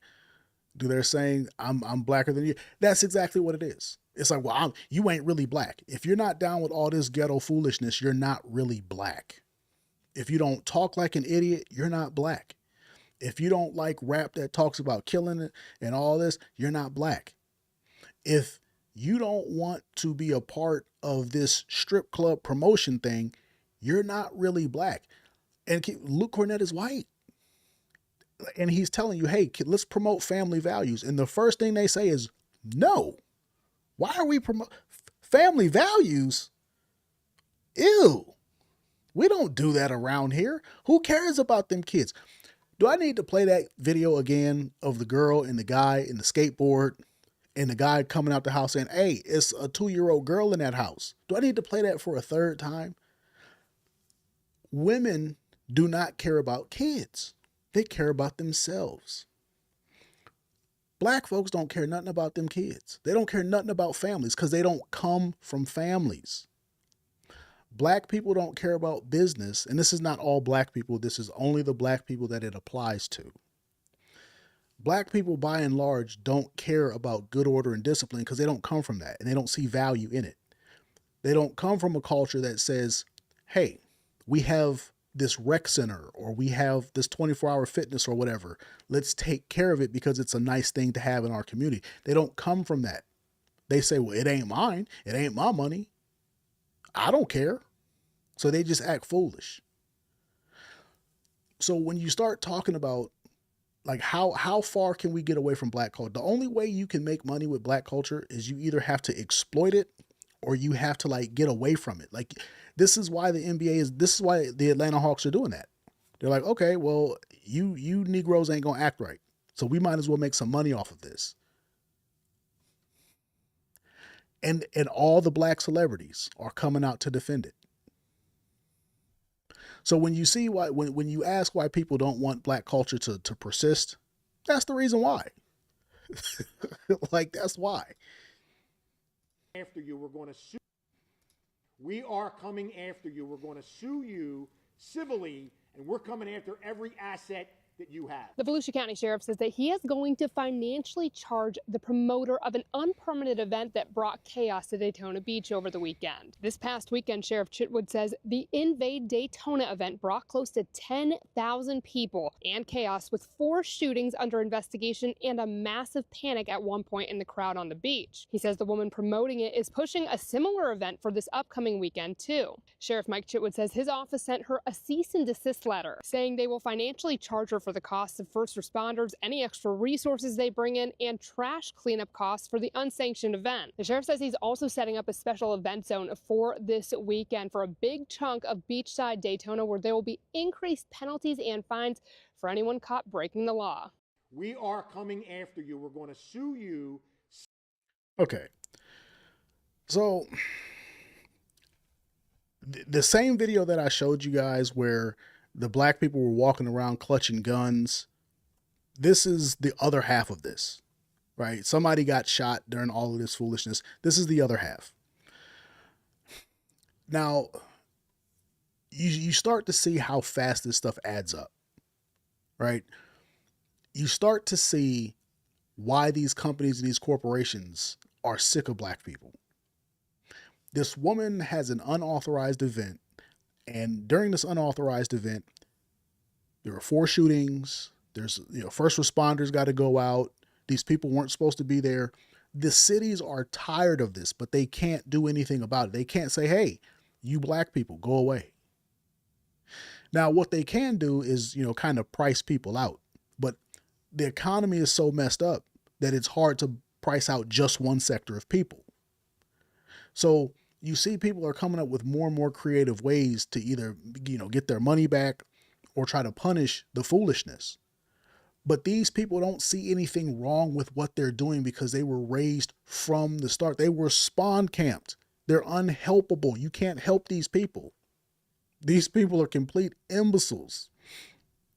That's true. I always see people be moving away from black culture as soon as they make money or hit it big in music, sports, or in entertainment industry. They don't want to get robbed and offline.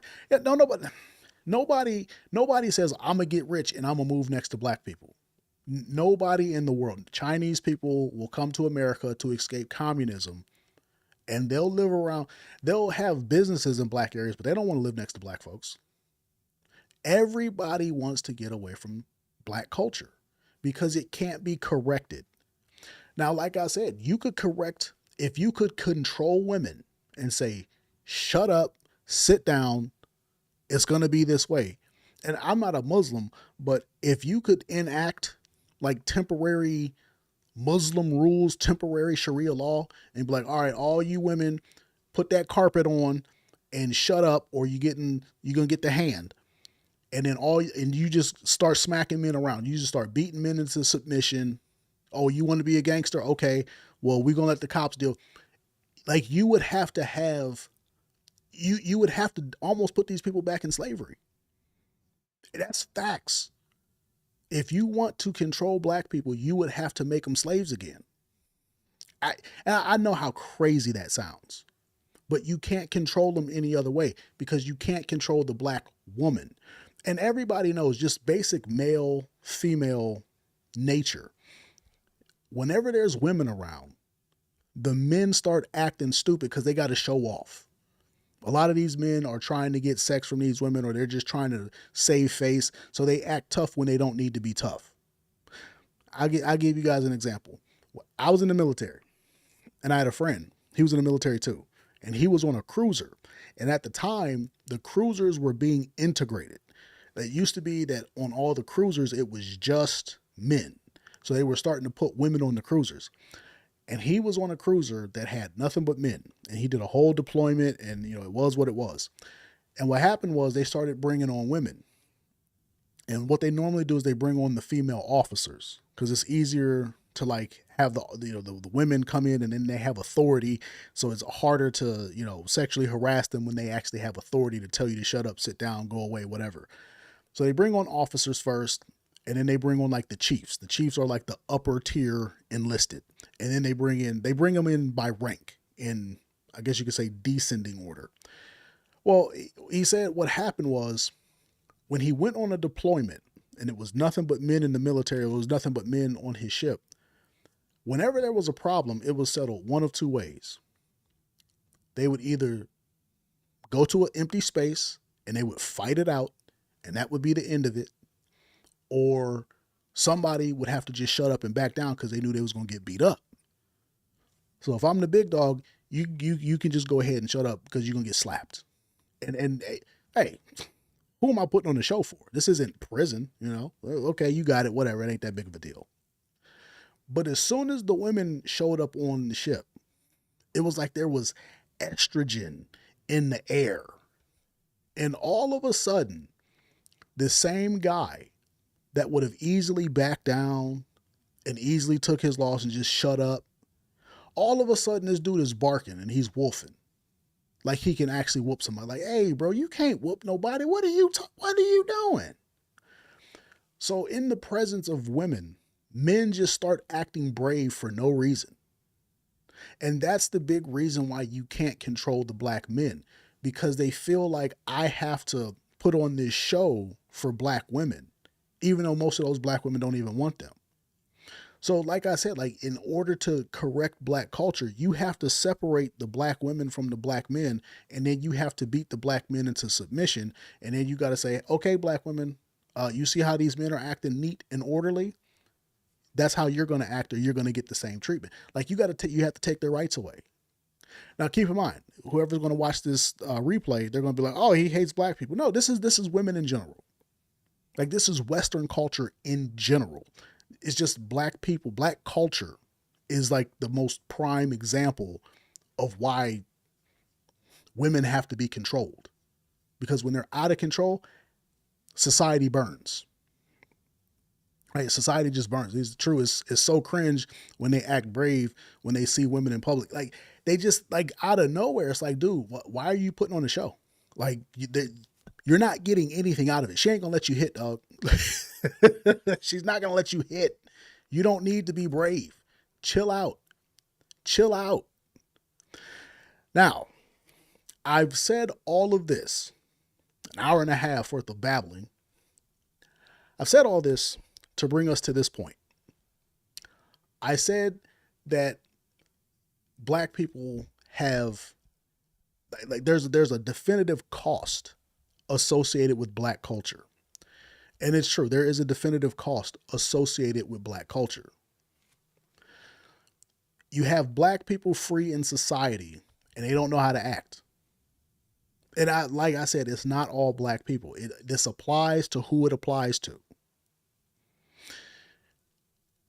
White people who have money, Asians who have money, Arabs who have money, Jews who have money, they are all tired of black people. The reason I say all this is because when we start talking about investing, when we start talking about money, who runs the country? It's Arabs, Asians, Jews, Africans, whites, it's people with money. It's people who have the money to invest. These people want a return on their investment. And there's always existential threats that can affect your investment. And black people are a very constant existential threat that just cannot be dealt with in many ways. One of the best and most effective ways to deal with black people is to just price them out. And this is the whole point of this strain. 3.5 hours. We literally drive 3.5 hours for him to play with this organization because of their level of development and the coaches they have. Between club fees, private lessons, nutrition coaching, and equipment, the Hoffman family spends more than $16,000 a year on their son Brayson's baseball. We just make it work. I mean, sometimes there was points where when he was younger and first starting, before I got the job I have now, and we were traveling a little more than we traveled now, we didn't have cable because we put, that $100 a month towards ball for him.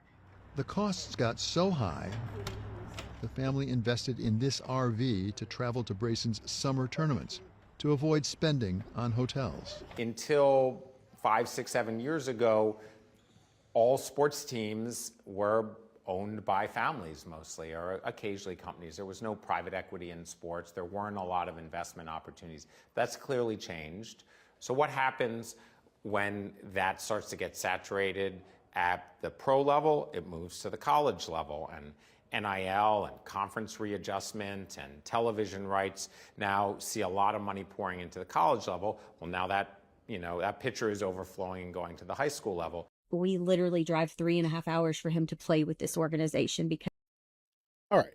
So you see what is being talked about here. This is very similar to what the guy at 24 Hour Fitness was saying. The guy at the 24 Hour Fitness was saying private equity is buying up all of these gyms and they're converting it into, spin rooms and climbing rooms and all kinds of other things other than basketball. And what I told you was basketball at 24 Hour Fitness or at LA Fitness, it's extremely lucrative if and only if you can charge people to do it. And you can typically charge people to do it if AAU basketball teams are going to come in and use the court, or even AAU volleyball or cheerleading. Cheerleading is big business in America. Now you start to see this with baseball. They're talking about private equity has invaded baseball. And what's going on is there's all these camps you got to go to. There's all these events. There's all these different teams. The teams are no longer owned by a family, or like the local pizza chain has a team, right? And I don't know how much people know about baseball in America and these teams, but like they said, it used to be, maybe your local pastry shop has a baseball team. So you go play for them and everybody pitches in, you pay a fee and then they pay the rest and things like that. Well, private equity has bought up all the baseball fields. Well, once they buy the baseball fields, you have to pay them to play. Well, it gets really expensive. So then they just go ahead and buy the teams. And this is where like the whole AAU and the private equity comes in. But I want to ask you guys a question. Do you think these people are doing this for like no particular reason? Because baseball is only lucrative at the top. Like baseball is not this very extremely lucrative thing. He said, I'm not going to lie. You're my top 3 black content creators with the best insight with topics on YouTube. I appreciate that. I certainly try. I certainly try. I definitely appreciate that. When it comes to baseball is it's hard to make money on it, right? You have to have private investors, private equity, all of that. And that's typically done at the higher level. But you're seeing it done at the lower level now for one very particular reason. And it's because people don't want black people next to their kids. Just like folks don't want to live around black folks, I promise you, Parents will put their kids in these private academies, private camps, AAUs, because they're tired of putting their kids around black kids, and then their kids get beat up, their cell phone gets stolen, there's a fight at the game because the black team came to town. They don't want that. They don't want that. Nobody's trying to send their kid to play basketball or baseball or any sport, and then they get stomped out by Glocktavius. We don't want, and then we can't even sue you because you're poor. And even if the judge says, okay, I'm issuing a $5 million award to the family of the victim, you're black. You ain't got no money. You're poor. You're just a nuisance. So when we start talking about the cost of black culture, this is part of it. The cost for your child to grow up and have a childhood has skyrocketed because we can't control 13% of the population. We can't, and keep in mind, black folks don't even play baseball like that. Imagine what happens when we start talking about basketball.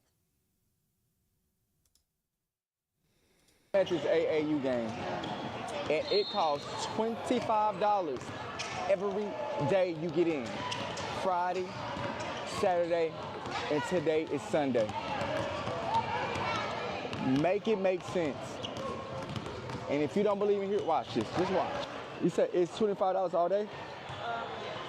And usually, sometimes they used to give deals. All right, you spend 40, it's good for the weekend. Make all this make sense. It's highway robbery. This is highway robbery. You know. Okay, so there we have it.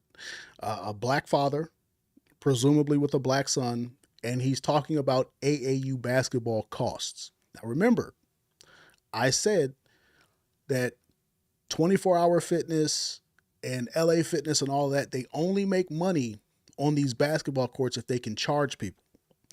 When it comes to these AAU tournaments, well, there is no AAU facility, right? There has to be some place where they play the game. So this is one of the things. The 24-Hour Fitness, they go into business knowing there's going to be games played at their facility. So this is one of the things. So when they start snatching those courts out because of black people acting stupid, I can tell you right there, they don't make that decision lightly because they're giving up hundreds of millions of dollars every year. Now, this guy said that he pays $25 a day to be at this AAU basketball game. Okay, if we're doing the math, $25 a day, Friday, Saturday, Sunday, that's $75. I know they don't do this year round, but AAU can be somewhat year round. So if we're doing the math, that's around $3,900 for the year if you're doing it year round. Now I know they don't do it year round, but if they did, $3,900. Now this is before you start talking about food, drinks, gear for the kids, team fees, there's coaching fees, there's all kinds of fees. This is just to get into the thing. Okay, this is just to get into the thing. He said, true. They want to price out all the ninjas because the ninjas be hurting I had a video that I was going to show. I don't think I have it on here. I had a video I was going to show, and I think I didn't put it on there because it was basically a kid assaulting another kid, and I didn't want to put that on here. But at the end of the day, the point of the matter was, with that video, these kids are hurting other people. And it's just like private equity. They don't want their kids around they don't want white kids around black kids and Asian kids around black kids because nobody's safe. These kids all show up to the AAU game thinking they're King Von. It's like, hey, are you here to shoot threes or to shoot three people? Are you like, what are we doing? What are we doing? Like, we're not on that. Everybody doesn't want to be a gangster. He said YouTube will make you. Yeah, YouTube will nuke your channel if you show stuff like that. That's why I'm like, nah, I'm not trying to do all that. But you guys start to see, like, black culture has a cost. restaurants will leave town. Restaurants will leave town if they can't make money. Facilities will change their whole operating procedure because it's if you're going to make $100 million a year, that's fantastic. But it's better to make $60 million than no $1 million. And if you let black people just run roughshod, you're not going to make no money. So that's why these facilities like this is why these businesses are pricing people out. Rankings, all of the AAU rankings, that stuff does not matter. And I keep harping on this because parents and athletes, they want to play AAU. They want to get on the Nike circuit. They want to get on the Adidas circuit. They want to get on the Puma circuit. They want to show everybody they can play. I am a firm believer in if you are good enough, you will be found. Doesn't matter where you are. Be better than the competition, you will be found. Okay, so stop worrying about AAU, where you're going, who you're playing against, who's being seen. Doesn't matter. I played AAU. I was on the Nike circuit my senior year, player of the year, state champion, still only 2 Division I offers, low major, mid-major Division I offers. It doesn't matter. The circuit does not matter. You will be found if you're good enough. All of the AAU rank. Okay, so you hear what this guy's talking about. He played AAU when he was in high school, and I guess at some point he was on the Nike circuit. Now he names Nike circuit, Adidas circuit, Puma circuit, Reebok. All the shoe companies have a circuit for their AAU teams. Now, if you remember, I said that these teams, like the baseball teams, they used to be owned by like the local pizza shop, the local bakery, right? Maybe the post office had a team. The police station had a team. The YMCA had a team. It used to be owned by like local businesses. And what happened was there was too much ninja activity and these people had to shut down, but they had already invested money. So these bigger people like the mom and pop joint would sell. The mom and pop joint would sell to the pizza shop because they couldn't afford the cost. The pizza shop sold to the post office and the post office sold to this person. That all of these local basketball teams and baseball teams, they all end up selling. And they all end up selling for the same reason. Because a lot of these circuits have a lot of black youth on them. And these black kids are absolute monsters in terms of their bad behavior. They are raised from the start to be monsters. Now, this guy is talking about if you're good enough, you'll be found. And I'm here to tell you, no, you won't. And that's by design. If you guys remember, Luke Cornett. If we go back up here to Luke Cornett. That was a player for the Hornets that disagreed with the Magic City Atlanta Hawks promotion night. If we go back up to Luke Cornett, the white player from Kentucky who disagreed with the ninja activity in the NBA. I don't know if you guys know the history of the NBA when it comes to promotion, but when it comes to promoting the NBA, way back in the day, like right around the early 90s, like 90, 91. This is before satellite TV. This is before like the internet. This is before streaming. Michael Jordan was so insanely popular that Japan wanted to get the NBA. They were like, oh, we want the NBA. But he was so popular that what Japan said is, we want to make sure we get the Bulls. We want the Bulls games. We don't want the rest of the NBA. We don't care about Charles Barkley. We don't care about Sean Kemp. We don't care about Shaq. We want Michael. So do whatever you have to do to make sure we always get the Bulls games. Now, there was no infrastructure for this, so I don't know how they got it. I think like they had, I don't know how they got it. I don't know how. But I know they paid top dollar to make sure that they had Michael. The Japanese were willing to pay so much money to get Michael Jordan that the NBA decided we could if the Japanese are willing to pay for this, why can't we put this in like Canada Or why can't we put this over in Europe? And from that time on, the NBA has been on a nonstop mission to get their sport into Europe. We want our sport in Europe.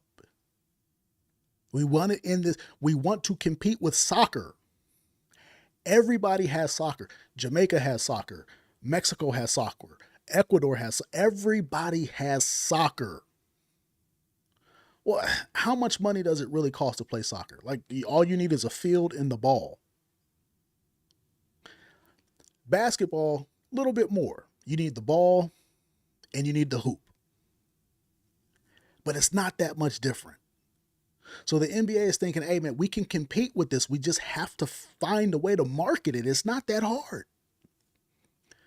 So the NBA has been marketing basketball to Canada, to Mexico, to Brazil, to the Philippines, all the way into Europe. They've been marketing this thing for over 30 years. So do you guys start to understand how pissed off the NBA executives are when they have to include this ninja activity? They want white people in their sport because they can control white people. See, white people represent a good investment in basketball because they don't shoot each other like that. They're not over here shaking butt. They're not over here trying to have strip club night. So when we start talking about these AAU circuits, and this guy says, oh, if you're good enough, you'll be discovered. You don't have to worry about that.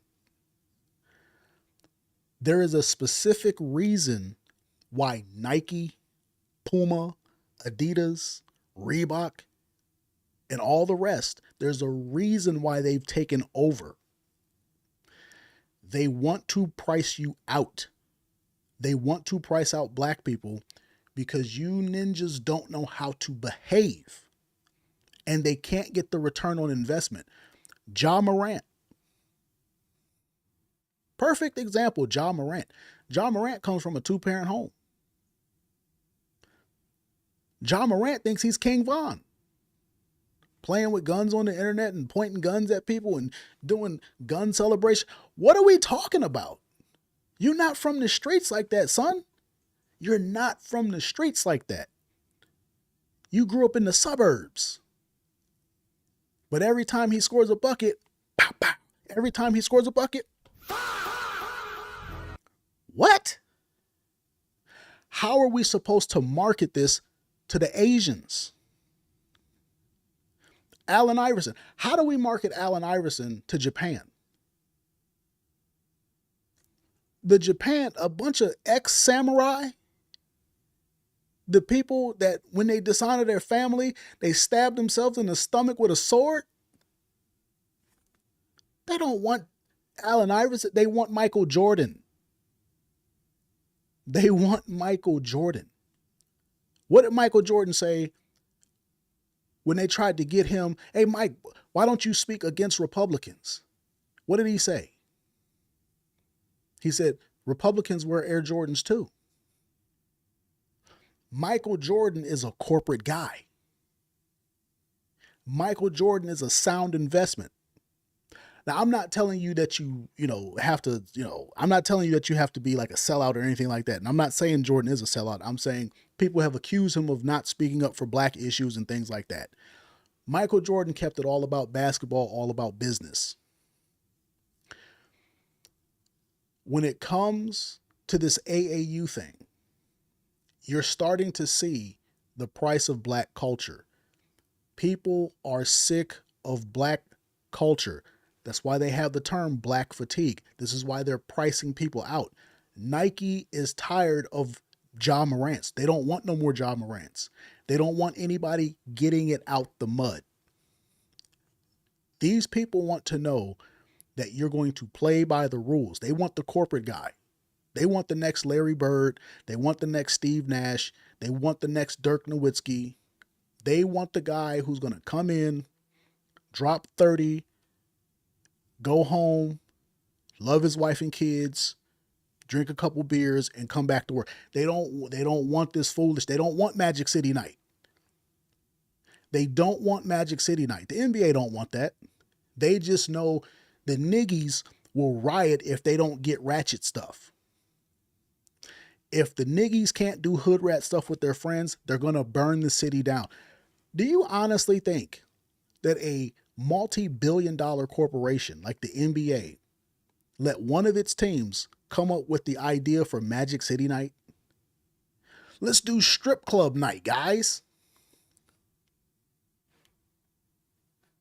What? In all this time, back when we could say the F word slur, back when we could talk about Jews freely, back when we could dog women, back when the world was the wild, wild west, when we could say whatever we wanted on TV, nobody ever said, let's have the Playboy night. What are you talking? Go look up WWE, the bikini match. We used to do some wild stuff back in the day. R. Kelly pissed on a 14-year-old and had 10 years of his career after that. He went on to sell multiple platinum albums after pissing on a 14-year-old. That's how wild America used to be. And at no point in time did the NBA say, hey, let's have R. Kelly night. Let's have strip club night. Let's have Playboy night. What are you talking about? But now we're doing it in 2026? It's because they know you niggies, this is the only way to satiate you guys.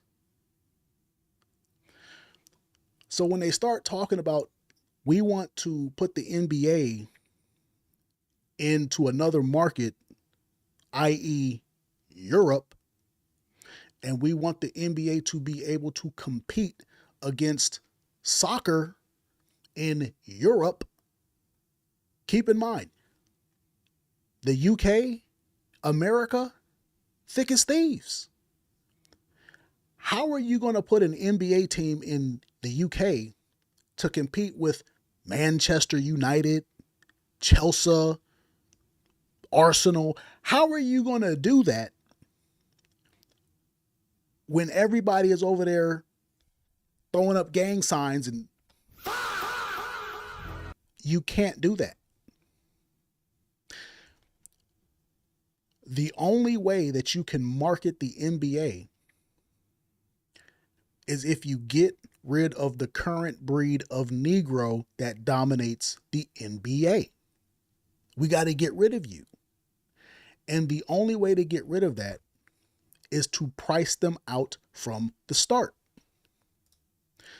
This is why I showed you this video of this girl right here.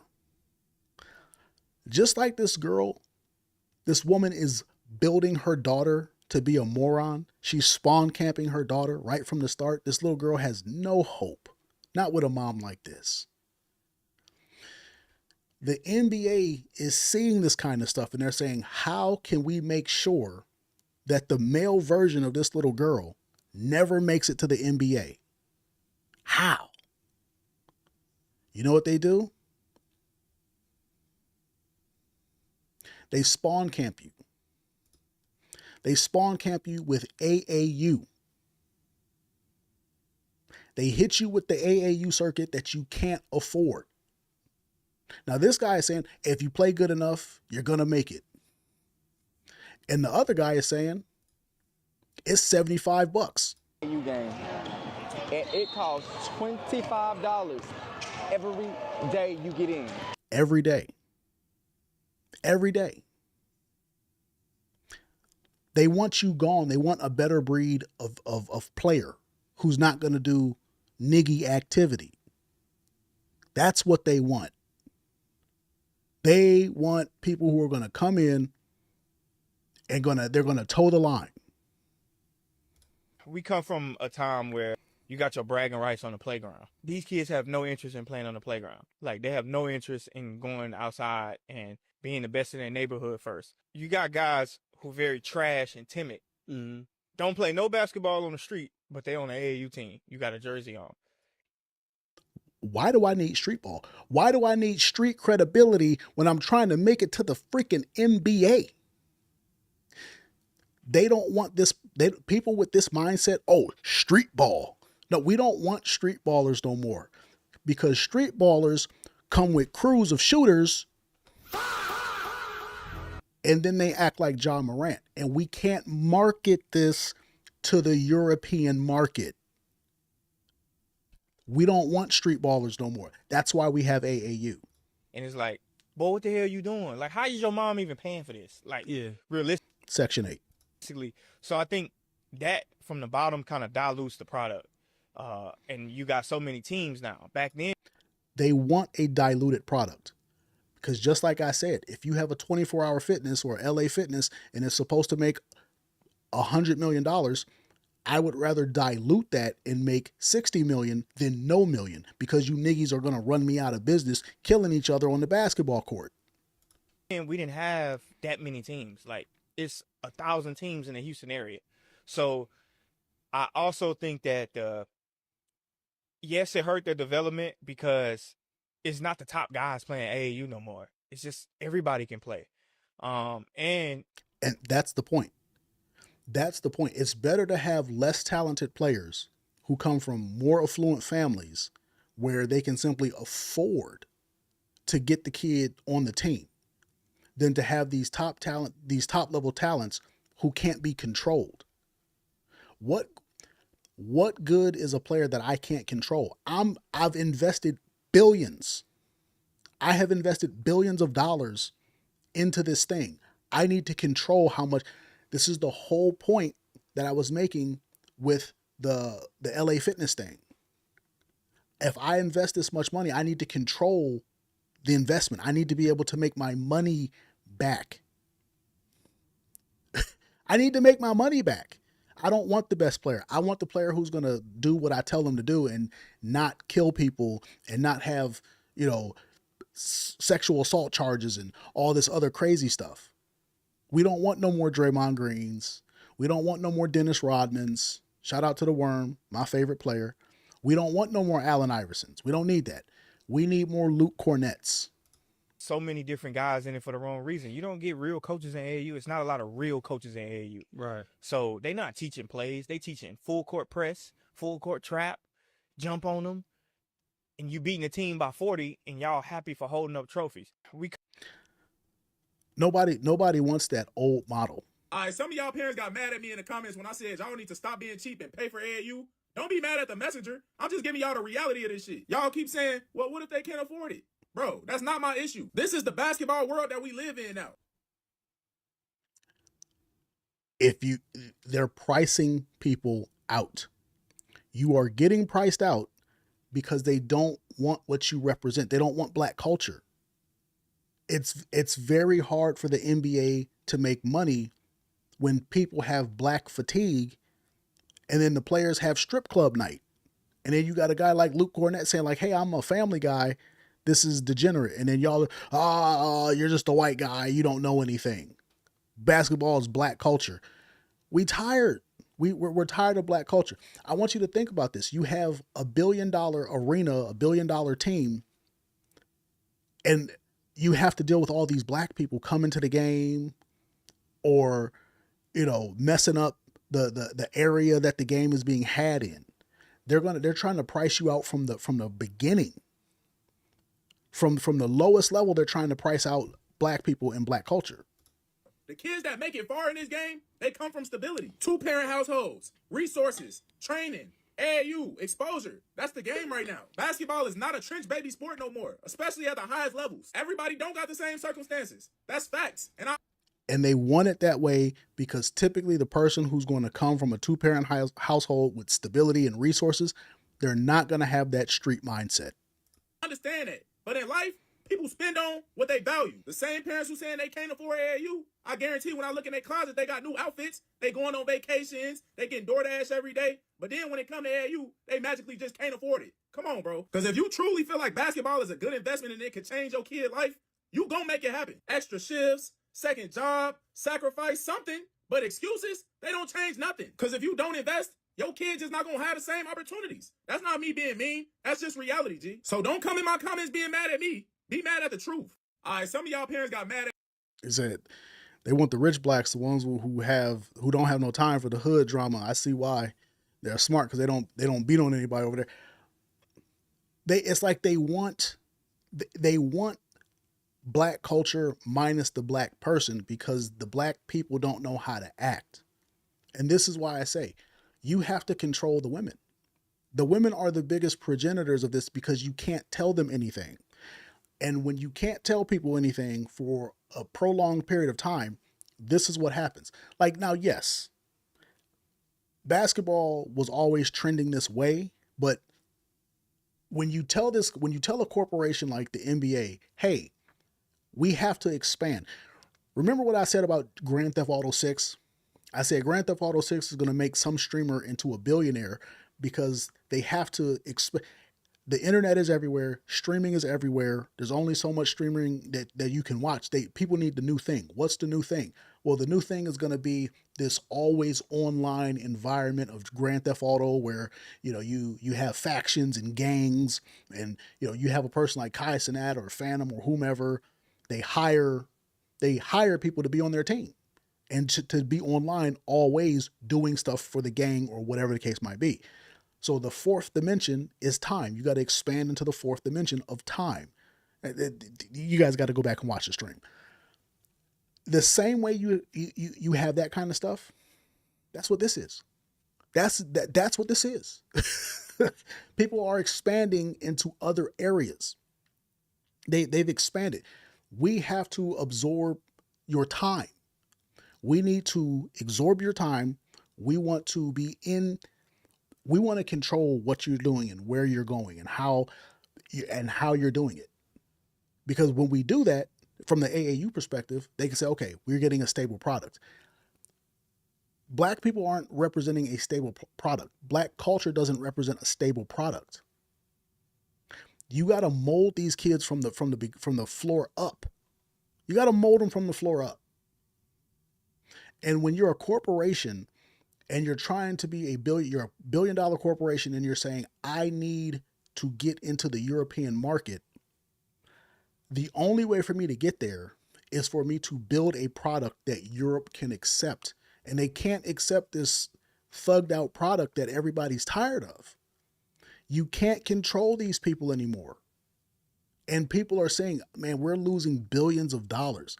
If I'm a $1 billion corporation like the NBA, I have to expand.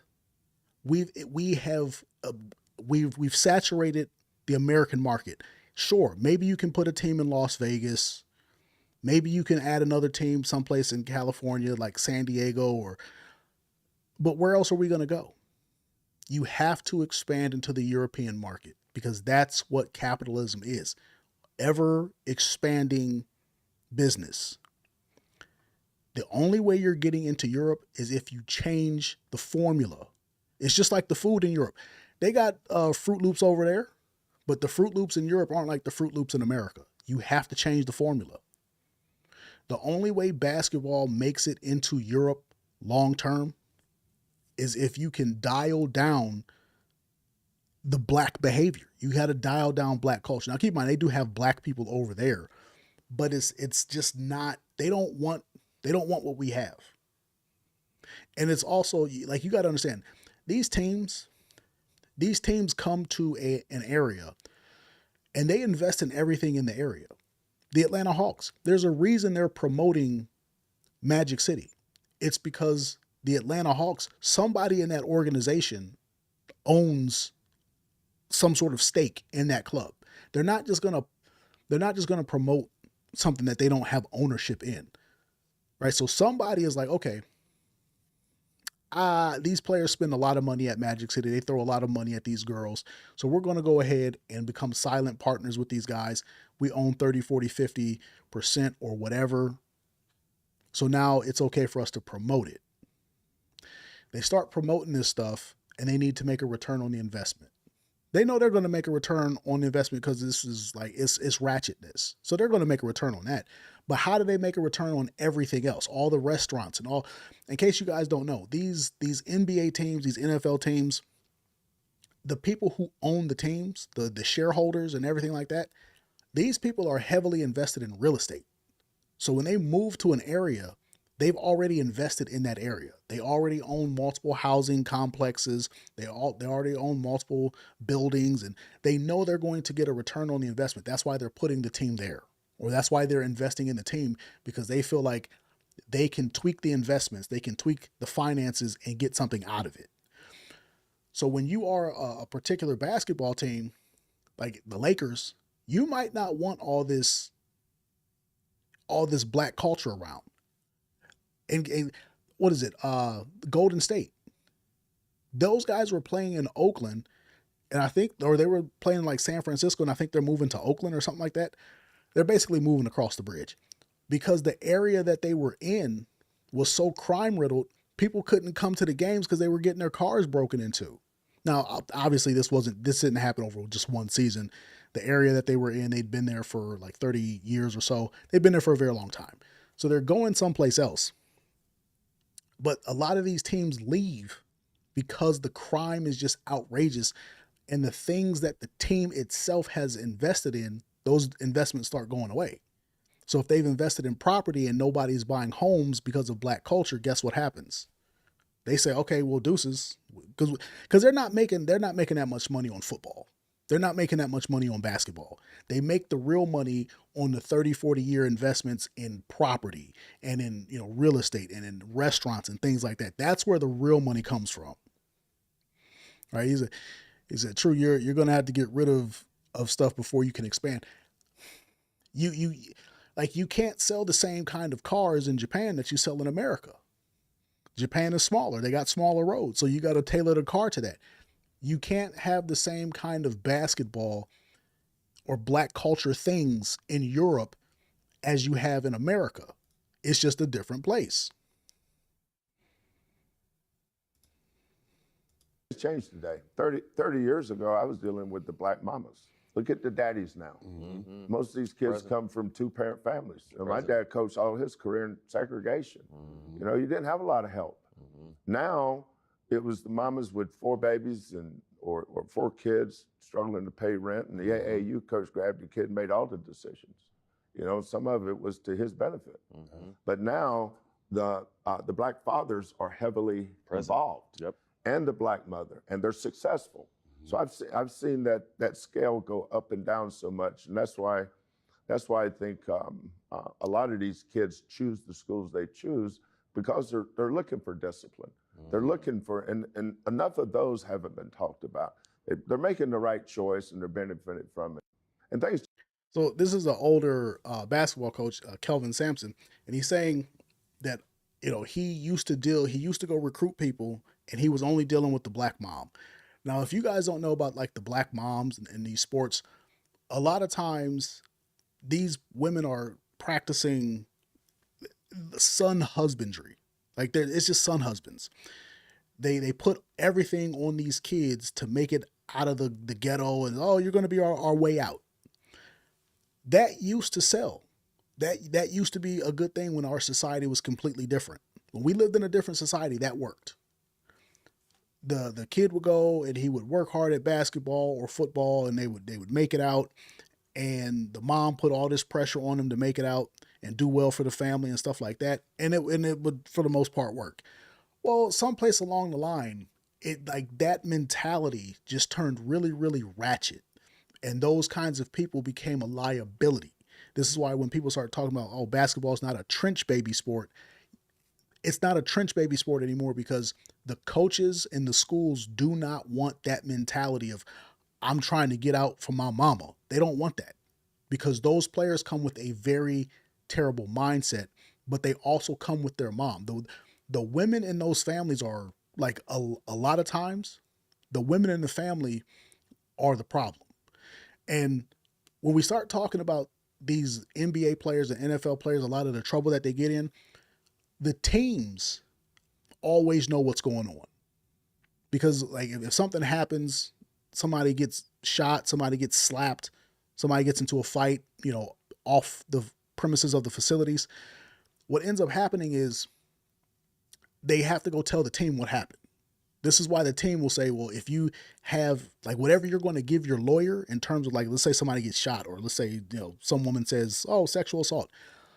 If you have any evidence, give it to us as well as your lawyer, and we'll look at it. And if the evidence looks good, we will continue to let you play unless charges come, right? So the team is look at it and say, well, we don't think it's that bad. But if the DA or somebody brings charges, then it's like, okay, well, we got to suspend you now, right? So it's kind of like one of those things. So they know what's going on. So when these reports come back, a lot of times it's like like Ja Morant. Ja Morant goes out, like his mom comes to one of the games. She gets into it with the fans.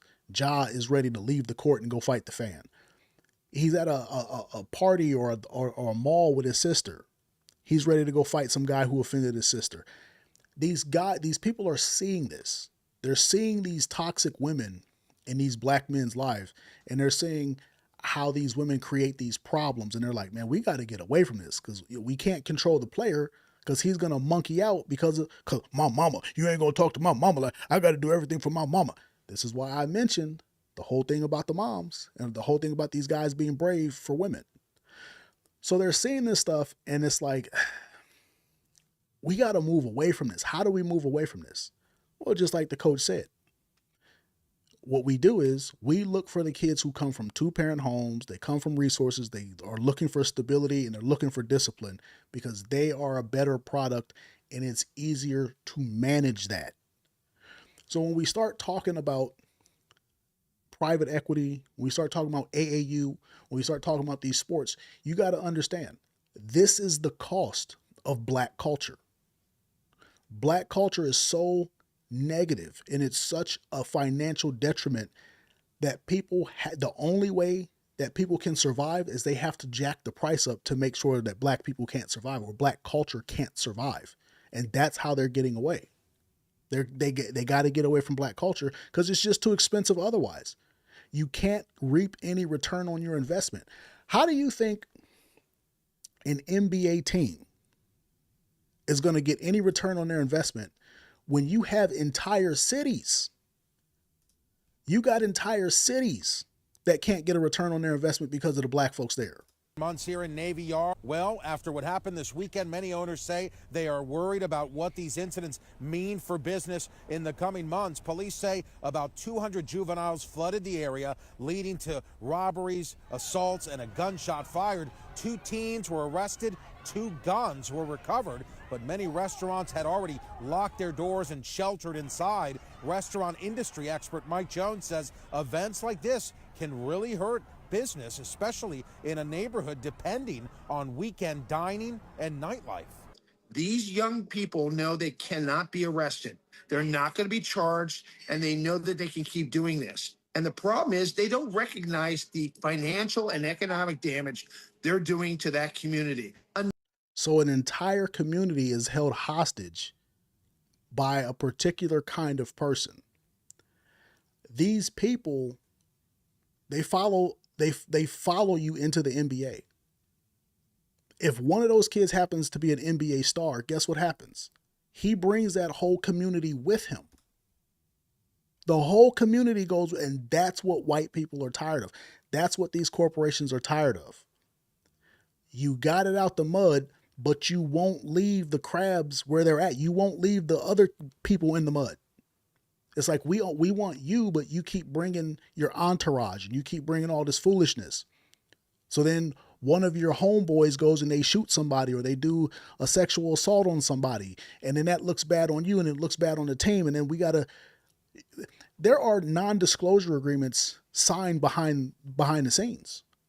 And in case you guys didn't know, a lot of times when somebody gets accused of something or before they get accused of something, they'll take it to the team. The team has a fixer. This guy has a $50 million, this guy has a $100 million deal, $200 million deal.